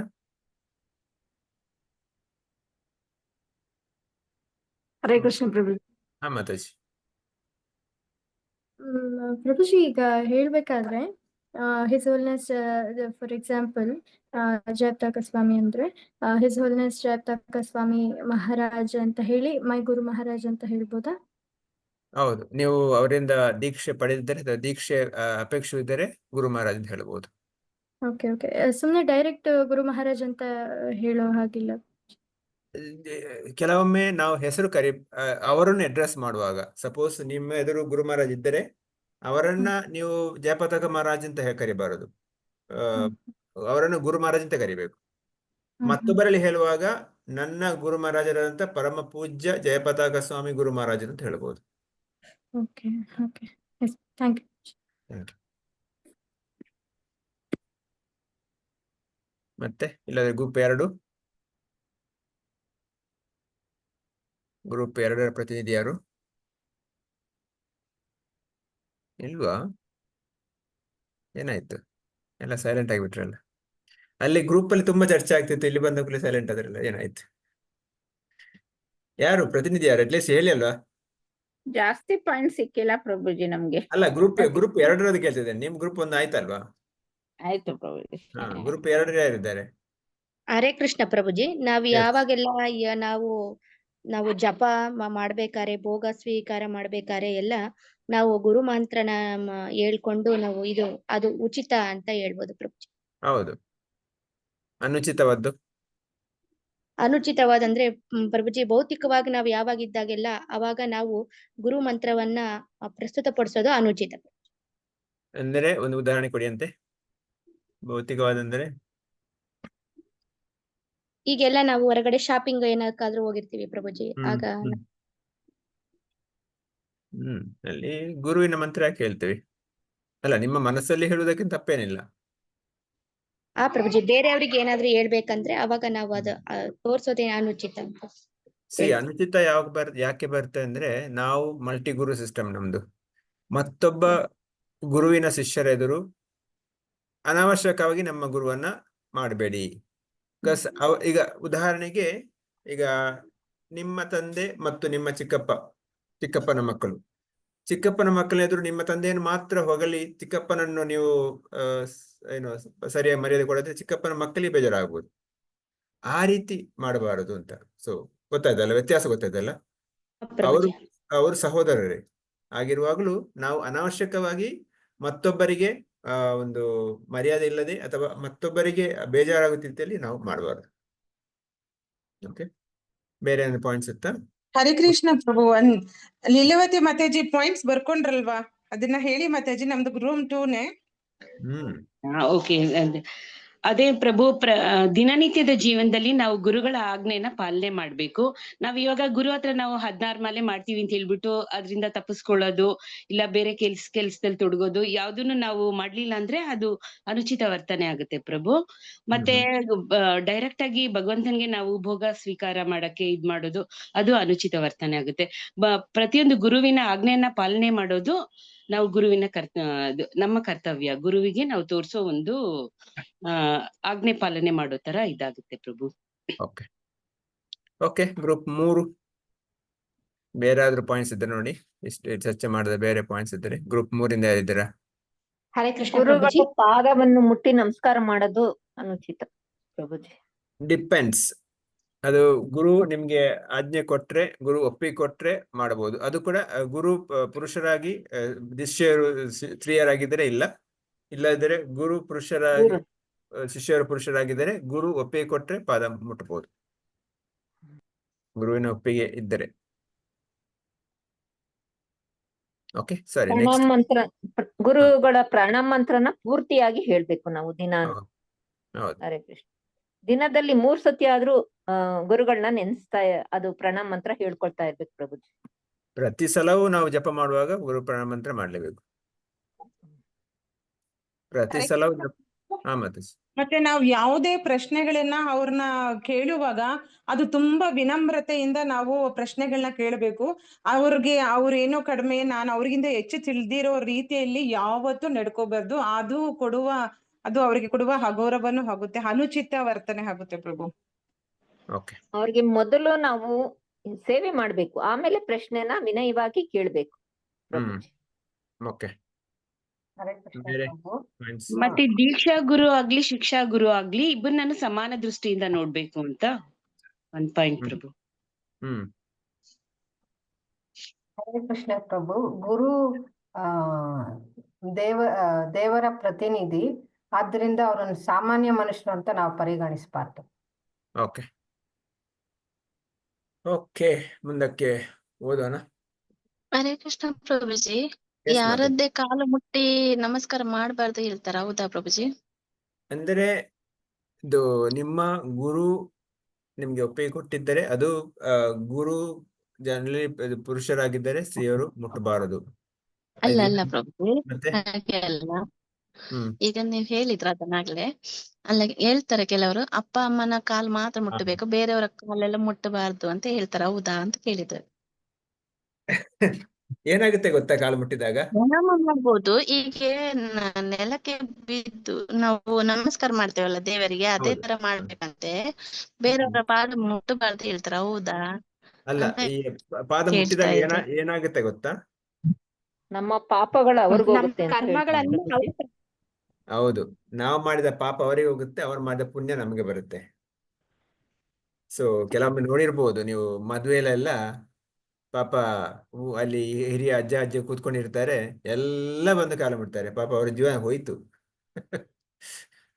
ಅಂದ್ರೆ ಎಲ್ಲ ಪಾಪ ಅವರಿಗೆ ಪಾಪ ಕೊಟ್ಟು ಬಿಡ್ತಾರೆ. ಸೊ ಅಂದ್ರೆ ಯಾಕೆ ಹೇಳ್ತೇನೆ, ಅಪ್ಪ ಅಮ್ಮ ಅಂತೂ ನಮ್ಮ ಪಾಪವನ್ನು ಸ್ವೀಕರಿಸ್ತಾರೆ, ಗುರು ಕೂಡ ನಮ್ಮ ಪಾಪವನ್ನು ಸ್ವೀಕರಿಸ್ತಾರೆ. ಸೊ ಅಲ್ಲಿ ಅಲೌಡ್ ಇದೆ. ಅದೇ ರೀತಿ ಪಾಪ ಆಗ್ಲಿ ಮತ್ತು ಇದು ಏನಂತಾರೆ, ರೆಮಿನೆನ್ಸ್ ಹೇಳ್ತಾರಲ್ಲ, ರೆಮಿನೆನ್ಸ್ ಏನಂತಾರೆ ಇಂಗ್ಲಿಷ್ ಅಲ್ಲಿ, ನಾವು ಊಟ ಮಾಡಿ ಬಿಟ್ಟಂತದ್ದು ಗುರುವಿನ ರೆಮಿನೆನ್ಸ್, ಉಚ್ಚಿಷ್ಟ. ಹೌದು, ಕರೆಕ್ಟ್. ಹೌದು, ಗುರುವಿನ ವಿಚಿಷ್ಟವನ್ನು ನಾವು ಶಿಷ್ಯರು ಸ್ವೀಕರಿಸಬಹುದು. ಅಥವಾ ಇತರ ಹಿರಿಯರ ಭಕ್ತರ ಒಪ್ಪಿಗೆ ಇಲ್ಲದೆ ನಾವು ಸ್ವೀಕರಿಸಬಾರದು. ಯಾಕೆಂದ್ರೆ ಉಚ್ಚಿಷ್ಟ ಸ್ವೀಕರಿಸಿದಾಗ ಅವರ ಪುಣ್ಯ ಎಲ್ಲ ನಮಗೆ ಬರುತ್ತೆ. ಸೊ ಅದಕ್ಕೆ ಒಪ್ಪಿಗೆ ಪಡ್ಕೋಬೇಕು.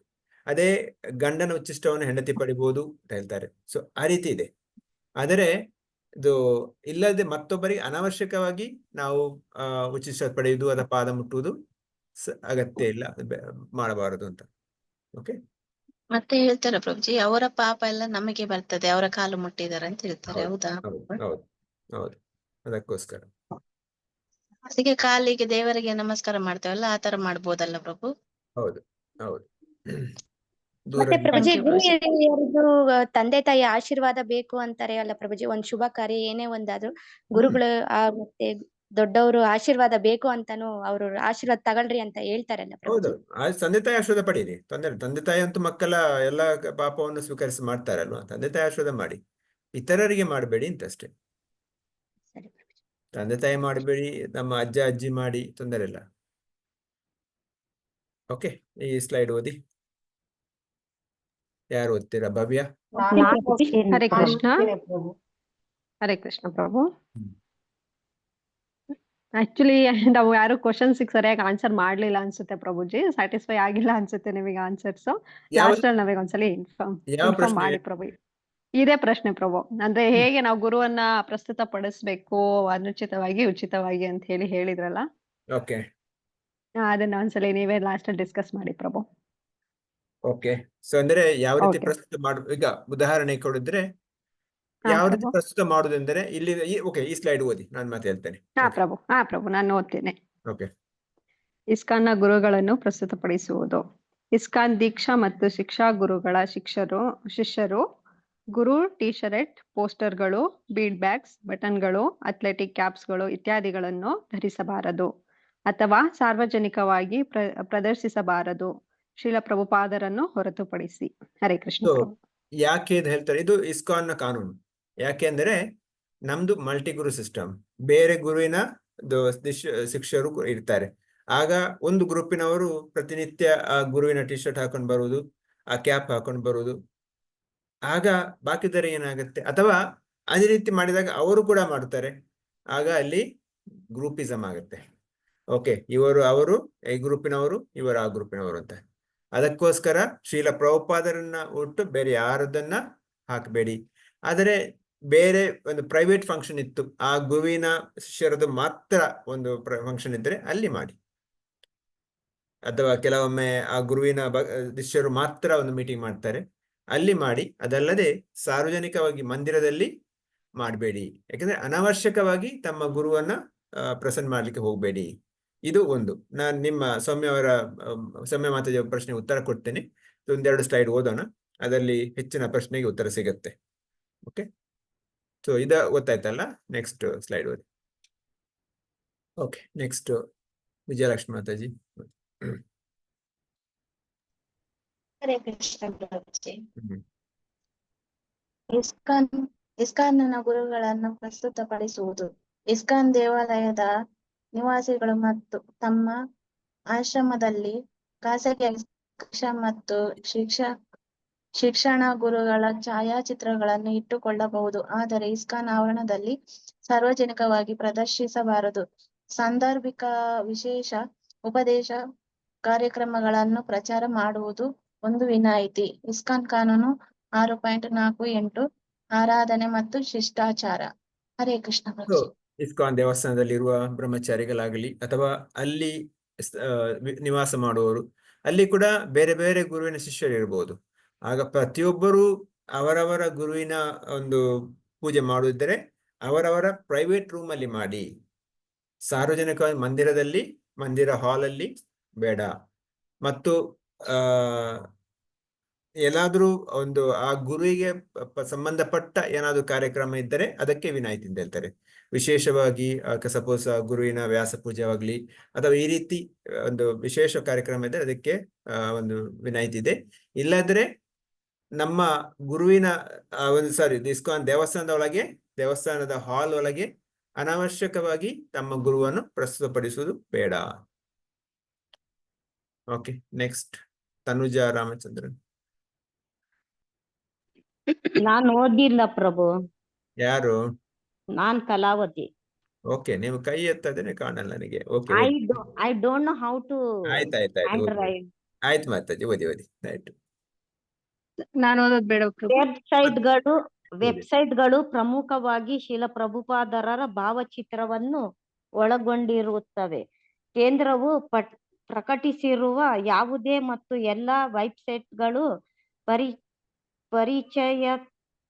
ಪರಿಚಯಾತ್ಮಕ ಪುಟದಲ್ಲಿ ಶೀಲ ಪ್ರಭುಪಾದರ ಭಾವಚಿತ್ರವನ್ನು ಪ್ರಮುಖವಾಗಿ ಒಳಗೊಂಡಿರುವುದನ್ನು ಖಚಿತಪಡಿಸಿಕೊಳ್ಳಲು ಇಸ್ಕಾನ್ ಕೇಂದ್ರದ ಅಧಿಕಾರಿಗಳು ಜವಾಬ್ದಾರಿಯರಾಗುತ್ತಾರೆ. ಈ ಭಾವಚಿತ್ರವು ಇತರ ಯಾವುದೇ ವ್ಯಕ್ತಿಯ ಛಾಯಾಚಿತ್ರದಿಂದ ದೊಡ್ಡದಾಗಿರಬೇಕು.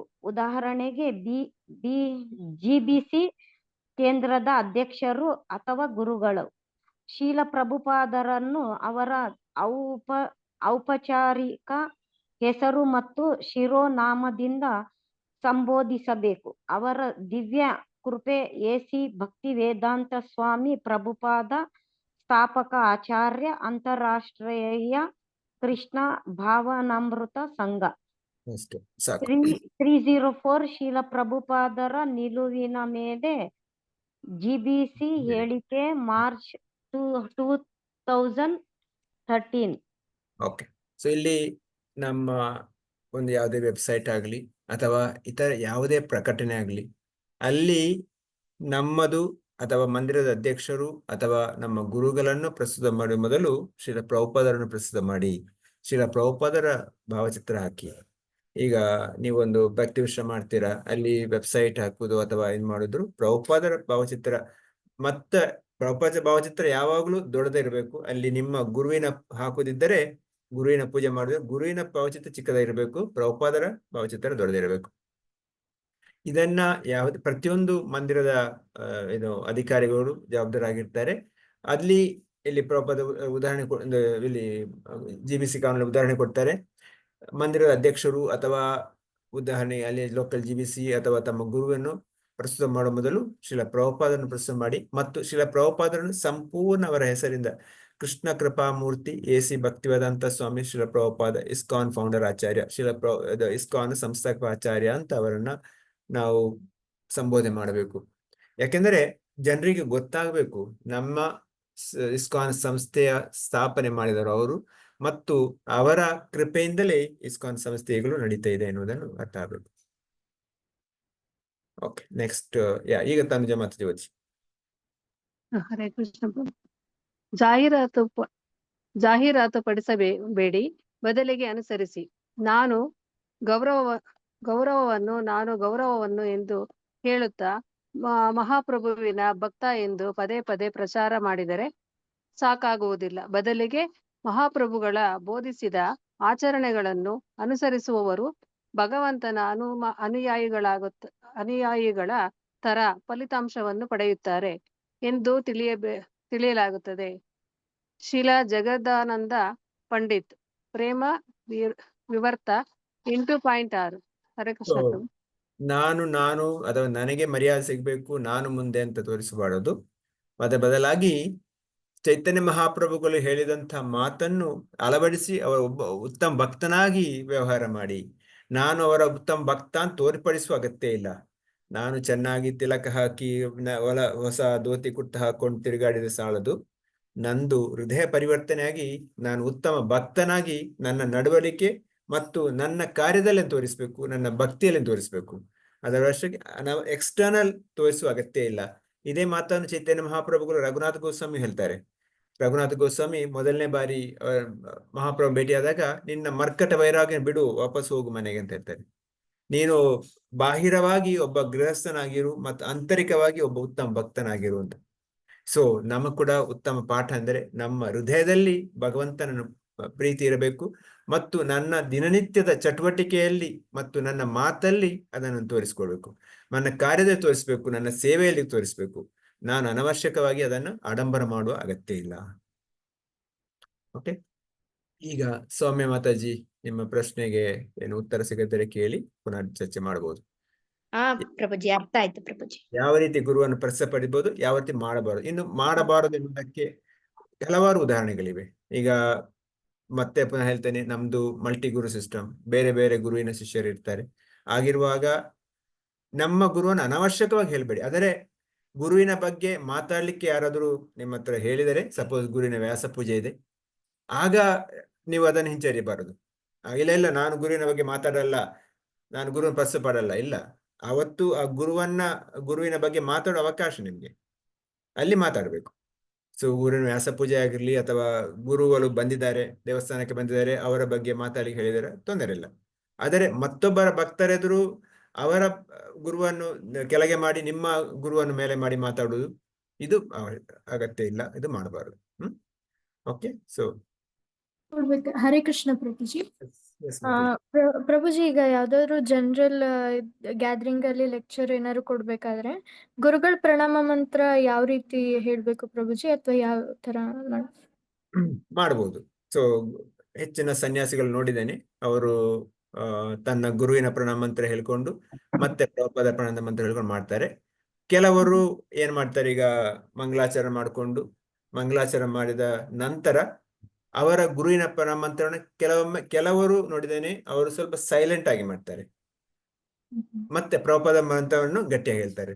ಕೆಲವರು ಇದು ಎಲ್ಲಾ ಮಂತ್ರವನ್ನು ಹೇಳ್ಕೊಂಡು ಕೊನೆಯದಾಗಿ ಅವರ ಗುರುವಿನ ಪ್ರಣಾಮ ಮಂತ್ರವನ್ನ ಸ್ವಲ್ಪ ಸೈಲೆಂಟ್ ಆಗಿ ಹೇಳ್ತಾರೆ. ಕೆಲವರು ಇಲ್ಲ, ಗುರುವಿನ ಪ್ರಣಾಮ ಮಂತ್ರವನ್ನು ಕೂಡ ಹೇಳ್ತಾರೆ, ತಪ್ಪಿಲ್ಲ. ಪ್ರವಚನ ಮಾಡುವಾಗ ಹೇಳ್ಬೋದು. ಹರೇ ಕೃಷ್ಣ ಪ್ರಭುಜಿ. ಈಗ ದೀಕ್ಷೆ ಇವಾಗ ಆಗಿಲ್ವಲ್ಲ, ನಮ್ಗೆ ದೀಕ್ಷೆ ಆದಾಗ ಆ ಗುರುಗಳ್ದೇನೆ ನಾವು ಪ್ರಣಾಮ ಮಂತ್ರ ಹೇಳ್ಬೇಕಾ ಪ್ರಭುಜಿ? ಹೌದು, ನೀವು ದೀಕ್ಷೆ ಆಗದೆ ಅಥವಾ ನೀವು ಒಂದು ಶೆಲ್ಟರ್ ಅಥವಾ ನೀವು ಆಸ್ಪಿರೇಷನ್ ಇದ್ದರೆ, already selected a guru, then you can ನಿಮ್ಮ ಗುರುವಿನ ಪ್ರಣಾಮ ಮಂತ್ರವನ್ನು ಜಪ ಮಾಡಬಹುದು. ನೀವು ಆಲ್ರೆಡಿ ಗುರು ಆಯ್ಕೆ ಮಾಡಿದ್ದರೆ, ಆ ಗುರುವಿನ ಮುಂದೆ ನೀವು ಆ ಗುರುವಿನ ಪಾದಗಳೇ ಒಂದು ಪುಷ್ಪವನ್ನಿಟ್ಟು, ನೀವೇ ನಮ್ಮ ಗುರು ಅಂತ ನೀವು ಆಯ್ಕೆ ಮಾಡಿದ್ದು ಮತ್ತು ಆ ಗುರು ನಿಮ್ಮನ್ನು ಸ್ವೀಕಾರ ಮಾಡಿದ್ದರೆ, ನೀವು ಗುರುವಿನ ಪ್ರಣಾಮ ಮಂತ್ರವನ್ನ ನೀವು ಜಪ ಮಾಡೋ ಮೊದಲು ನಿಮ್ಮ ಗುರುವಿನ ಪ್ರಣಾಮ ಮಂತ್ರ ಜಪ ಮಾಡಿ, ಮತ್ತೆ ಪ್ರಭುಪಾದರ ಪ್ರಣಾಮ ಮಂತ್ರ ಜಪ ಮಾಡಿ, ಪಂಚತತ್ವ ಜಪ ಮಾಡಿ, ಮತ್ತೆ ಹರೇ ಕೃಷ್ಣ ಮಂತ್ರ ಜಪ ಮಾಡಬಹುದು. ಥ್ಯಾಂಕ್ ಯು ಪ್ರಭುಜಿ. ಹರೇ ಕೃಷ್ಣ, ಧನ್ಯವಾದಗಳು. ಬೇರೆ ಯಾರಿಗಾದರೂ ಪ್ರಶ್ನೆ ಇದೆಯಾ?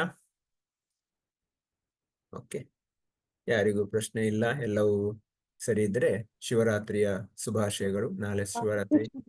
ಹರೇ ಕೃಷ್ಣ ಪ್ರಭುಜಿ. ವ್ಯಾಸ ಪೂಜೆ ಅಂದ್ರೆ ಒಂದ್ಸರಿ ಹೇಳ್ರಿ ಪ್ರಭುಜಿ. ವ್ಯಾಸ ಪೂಜೆ ಅಂದ್ರೆ ಗುರುವಿನ ಜನ್ಮದಿನ. ನಾವು ಗುರುವಿನ ಜನ್ಮದಿನವನ್ನ ವ್ಯಾಸ ಪೂಜೆ ಅಂತ ಕರಿತೀವಿ. ಪ್ರಭುಪಾದರ ವ್ಯಾಸ ಪೂಜೆ ಆಗಿರ್ಲಿ ಅಥವಾ ಇತರ ಗುರುಗಳ ಜನ್ಮದಿನವನ್ನ ವ್ಯಾಸ ಪೂಜೆ ಅಂತ ಮಾಡ್ತೀವಿ.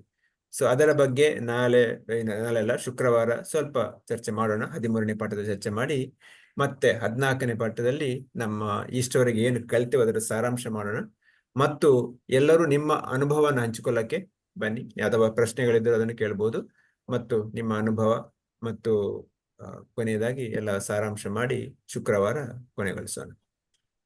ಹರೇ ಕೃಷ್ಣ ಪ್ರಭುಜಿ. ಇದು ರೆಕಾರ್ಡ್ ಪ್ರಭು?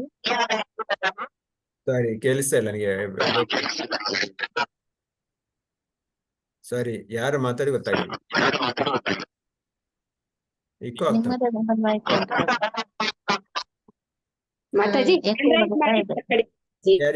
ಯಾರು ಮಾತಾಡಿದಾರೆ ಹೇಳಿ? ಪದ್ಮಾವತಿ ಮಾತಾಜಿ ಪ್ರಭುಜಿ. ಅದು ಏನೋ ಸೌಂಡ್ ಇಕೋ ಆಗ್ತಾ ಉಂಟು. ಹರೇ ಕೃಷ್ಣ ಪ್ರಭುಜಿ, ನಾನು ವಿಜಯಲಕ್ಷ್ಮಿ ಮಾತಾಡಿದೆ. ರೆಕಾರ್ಡಿಂಗ್ ಯಾವಾಗ ಕಳಿಸ್ತೀರಾ ಪ್ರಭು ಗ್ರೂಪಿಗೆ? ಕೇಳಿ. ಹಾ ಪ್ರಭು, ಅವರು ನಿಮ್ಮ ಹತ್ರ ಕೇಳಿದ್ರೆ ಕ್ಲಾಸ್ ಅಲ್ಲಿ ಕೇಳಿ ಹೇಳಿದ್ರ, ಮೊನ್ನೆ ಕೇಳಿದೆ. ಗೊತ್ತಿಲ್ಲ, ಇರುತ್ತೆ ಅವ್ರ ಹತ್ರ, ಗೊತ್ತಿಲ್ಲ, ಅವ್ರು ಆನ್ಸರ್ ಮಾಡ್ತಾರೆ. ಕೆಲಸ ಮಾಡಿ ಹೋಗೋದಷ್ಟೇ, ಬೇರೆ ಏನೇ ಗೊತ್ತಿಲ್ಲ. ಎಕ್ಸಾಮ್ ಯಾವಾಗ ಪ್ರಭುಜಿ? ಅದು ಕೂಡ ಅವರಿಗೆ ಗೊತ್ತು, ನನಗೆ ಗೊತ್ತಿಲ್ಲ. ಹರೇ ಕೃಷ್ಣ ಪ್ರಭುಜಿ. ನಮ್ ಗ್ರೂಪ್ ಕಳ್ಸಕ್ ಹೇಳಿ ಪ್ರಭು. ಹಾಗೆ ನಾವು ಬೇರೆ ಗ್ರೂಪ್, ಕಲ್ಪವೃಕ್ಷ ಗ್ರೂಪ್ ಅಂತ. ಯಾವ ಗ್ರೂಪ್? ಇಲ್ಲಿ ಗ್ರೂಪ್ ಒಂದೇ ಇರುವುದಲ್ಲ? ಅಲ್ಲ ನಾವೀಗ ಇದಕ್ ಜಾಯಿನ್ ಆಗಿದೀವಲ್ಲ, ಹೇಳ್ತಾ ಇದಾರೆ ಪ್ರಭುಜಿ.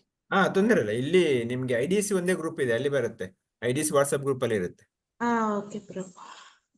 ಹರೇ ಕೃಷ್ಣ ಪ್ರಭುಜಿ. ಎಕ್ಸಾಮ್ ಯಾವ ತರ ಇರುತ್ತೆ ಪ್ರಭುಜಿ? ಯಾವ ತರ ಹೇಗೆ ಆನ್ಸರ್ ಮಾಡ್ಬೇಕು ನಾವು? ಹೇಗಿರುತ್ತೆ ಎಕ್ಸಾಮ್? ಒಬ್ಜೆಕ್ಟಿವ್ ಟೈಪ್ ಇರುತ್ತೆ ಕಾಣುತ್ತೆ. ನನಗೆ ಕರೆಕ್ಟ್ ಆಗಿ ಗೊತ್ತಿಲ್ಲ ಈಗ ಹೇಗೆ ಮಾಡ್ತಾರೆ ಅಂತ. ಅದಕ್ಕೆ ಅನುಕೂಲ ಪ್ರಭುತೆ ಕೇಳೋದು better. I should not give wrong answer. ನೀವು ಅನುಕೂಲ ಪ್ರಭುತೆ ಕೇಳಿ, ಅವರೇ ಆನ್ಸರ್ ಮಾಡ್ತಾರೆ. ಹರೇ ಕೃಷ್ಣ ಪ್ರಭುಜಿ. ಎಸ್ ಮತ್ತೆ ಇದು ನಮ್ಮ ಚಳ್ಳಕೆರೆ ಸೆಂಟರ್ ಅಲ್ಲಿ ಗುರು ಮಹಾರಾಜರಿಂದ ದೀಕ್ಷೆ ತಗೊಂಡವರು ಇದ್ದಾರೆ ಪ್ರಭುಜಿ. ಮತ್ತೆ ಮಹಾಭಾವ ಪ್ರಭುಜಿ, ಮತ್ತೆ ಭಾವಮಯಿ ಮಾತಾಜಿ ಅಂತ ಹೇಳ್ಬಿಟ್ಟು, ಮತ್ತೆ ಚೈತನ್ಯ ಚಂದ್ರ ಪ್ರಭುಜಿ ಅಂತ ಅವರು ದಾನವೀರ ಗೋಸ್ವಾಮಿ ಮಹಾರಾಜ್ ಅವರಿಂದ ತಗೊಂಡಿದ್ದಾರೆ ಪ್ರಭುಜಿ. ಅವಾಗ ದಾನವೀರ ಗೋಸ್ವಾಮಿ ಅವ್ರದ್ದು ವ್ಯಾಸ ಪೂಜೆ ತುಂಬಾ ಚೆನ್ನಾಗಿ ಮಾಡಿದ್ವಿ ಪ್ರಭುಜಿ ನಮ್ಮ ಸೆಂಟರ್. ಮಾಡ್ಬೋದು, ಎಲ್ಲರಿಗೂ ಮಾಡ್ಬೋದು. ಹರೇ ಕೃಷ್ಣ ಪ್ರಭು. ಎಸ್ ಮತ್ತೆ ಪ್ರಭು, ನಾವ್ ಇಷ್ಟೆಲ್ಲಾ ನಮ್ರತೆಯಿಂದ ಇರ್ಬೇಕು ಅಂದ್ರೆ ನಾವೇನ್ ಮಾಡ್ಬೇಕು ಪ್ರಭು? ನಮ್ರತೆ ಇರ್ಬೇಕು. ಅದೆಲ್ಲ ಇರ್ಬೇಕಲ್ವಾ ಪ್ರಭು? ನಾವು ಗುರು ಶೀಲ ಪ್ರಭುಪಾದವ್ರನ್ನ ಯಾವಾಗ್ಲೂ ಗುರುಗಿಂತ ಮೇಲೆ ನೋಡ್ಕೋಬೇಕು ನಾವು. ಅದೆಲ್ಲ ನಮ್ಮ ಮನ್ಸೊಳಗೆ ಬರ್ಬೇಕು ಅಂದ್ರೆ ಪ್ರಭು. ಹೌದು,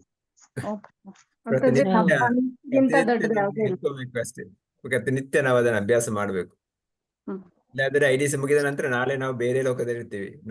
ನಮ್ದೇ ಪುನಃ ಶುರು ಡೈಲಿ ಚಾಂಟಿಂಗ್ ಮಾಡ್ಬೇಕು ಪ್ರಭು. ಮತ್ತೆ ಮಾತಾಜಿ, ಪ್ರಭುಪಾದ ಅವರ ಬುಕ್ಸ್ ನ ಅತಿ ಹೆಚ್ಚಾಗಿ ಓದಿ ಮಾತಾಜಿ. ಓದ್ಬೇಕು. ಮನಸ್ಸು ಭಗವದ್ಗೀತೆ, ಭಾಗವತ ಮಾಡಿದ್ರೆ ಯಾವ್ದು ಕಷ್ಟ ಅಲ್ಲ.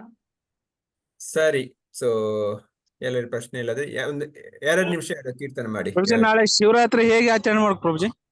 ಶಿವರಾತ್ರಿ ಜಾಸ್ತಿ ಹರಿನಾಮ ಮಾಡಿ, ಪುಸ್ತಕ ವಿತರಣೆ ಮಾಡಿ. ಎಲ್ಲೆಲ್ಲಿ ಶಿವ ದೇವಸ್ಥಾನ ಇದೆ ಅಲ್ಲಿ ಹೋಗಿ ಪ್ರಾಪರ್ ಪುಸ್ತಕ ವಿತರಣೆ ಮಾಡಿ. ರಾತ್ರಿ ಇಡೀ ಅವ್ರು ಎಷ್ಟು ಗಂಟೆ ಇರ್ತಾರೆ ಅಷ್ಟು ಗಂಟೆ ಪುಸ್ತಕ ವಿತರಣೆ ಮಾಡಿ, ಹರಿನಾಮ ಮಾಡಿ. ಉಪವಾಸ ಇರ್ಬೇಕಾ ಪ್ರಭುಜಿ? ಉಪವಾಸ ಬೇಕಾಗಿಲ್ಲ, ಅದು ನಿಮ್ಮ ಇಷ್ಟ. ಉಪವಾಸ ಕಂಪಲ್ಸರಿ ಇಲ್ಲ, ಚೆನ್ನಾಗಿ ತಿನ್ಬಹುದು. ಪುಸ್ತಕ ವಿತರಣೆ ಮಾಡಿ, ಹರಿನಾಮ ಮಾಡಿ. ಪ್ರಭುಜಿ ಕೀರ್ತನೆ ಮಾಡ್ಬೇಕಾ ಪ್ರಭು? 2 ನಿಮಿಷ. 2 ನಿಮಿಷ ಬುಧವಾರ ಗುರುವಾರ 2 ದಿವಸನೂ ಕ್ಲಾಸ್ ಇಲ್ವಾ ಪ್ರಭುಜಿ? ಇಲ್ಲ. ಶುಕ್ರವಾರ ಮಾತ್ರ ಕ್ಲಾಸ್. ನೆಕ್ಸ್ಟ್ ಶುಕ್ರವಾರ ಲಾಸ್ಟ್. 2 ನಿಮಿಷ ಕೀರ್ತನೆ ಮಾಡಿ ಮುಗಿಸೋಣ. ವೈಷ್ಣವ ಆಗಿರೋದು ಅಂತ ಹೇಳ್ತಾರಲ್ಲ ಪ್ರಭುಜಿ. ಅದು ಭಗವಂತನ್ಗೆ ಶಂಕರ ಮೊದ್ಲು ವೈಷ್ಣವ ಆಗಿರೋದು ಅಂತ ಕೀರ್ತನೆ ಮಾಡೋಣ. ಕೃಷ್ಣ ಪ್ರೇಷ್ಠಾಯ ಭೂತಲೆ ಶ್ರೀಮತಿ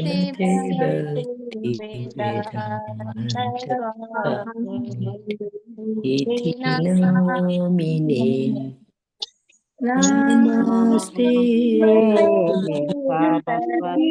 ದೇವಿ ಗೌರವಾಣಿ ಶೇಷ ಶೂನ್ಯವಾದಿ ಮಾಡ್ಕೊಳ್ಳಿ ಮಾತಾಜಿ.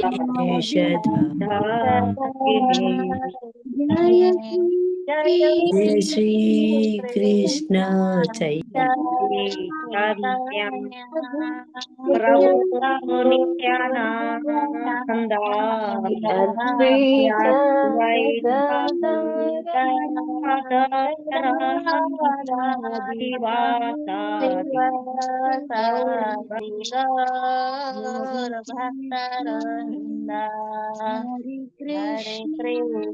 ಹರೇ ಕೃಷ್ಣ ಕೃಷ್ಣ ಕೃಷ್ಣ ಹರೇ ಹರೇ ಹರೇ ರಾಮ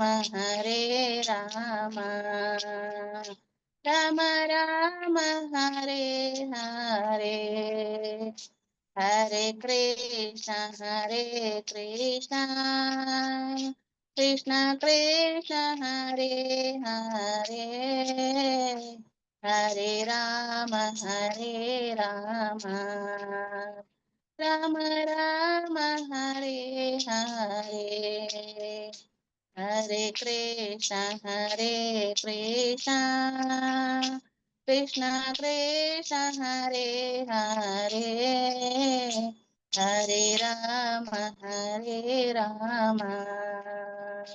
ರಾಮ ರಾಮ ಹರೇ ಹರೇ ಹರೇ ಕೃಷ್ಣ ಕೃಷ್ಣ ಕೃಷ್ಣ ಕೃಷ್ಣ ಹರೇ ಹರೇ ಹರೇ ರಾಮ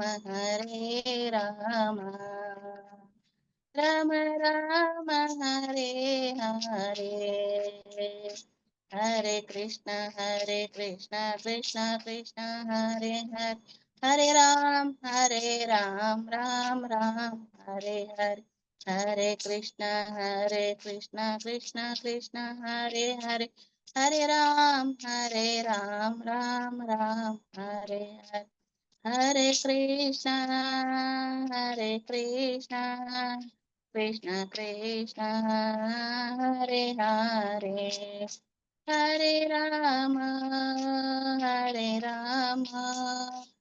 ರಾಮ ರಾಮ ಹರೇ ಹರೇ ಹರೇ ಕೃಷ್ಣ ಕೃಷ್ಣ ಕೃಷ್ಣ ಹರೇ ಹರೇ ಹರೇ ರಾಮ ರಾಮ ರಾಮ ಹರೇ ಹರೇ ಹರೇ ಕೃಷ್ಣ ಕೃಷ್ಣ ಕೃಷ್ಣ ಹರೇ ಹರೇ ಹರೇ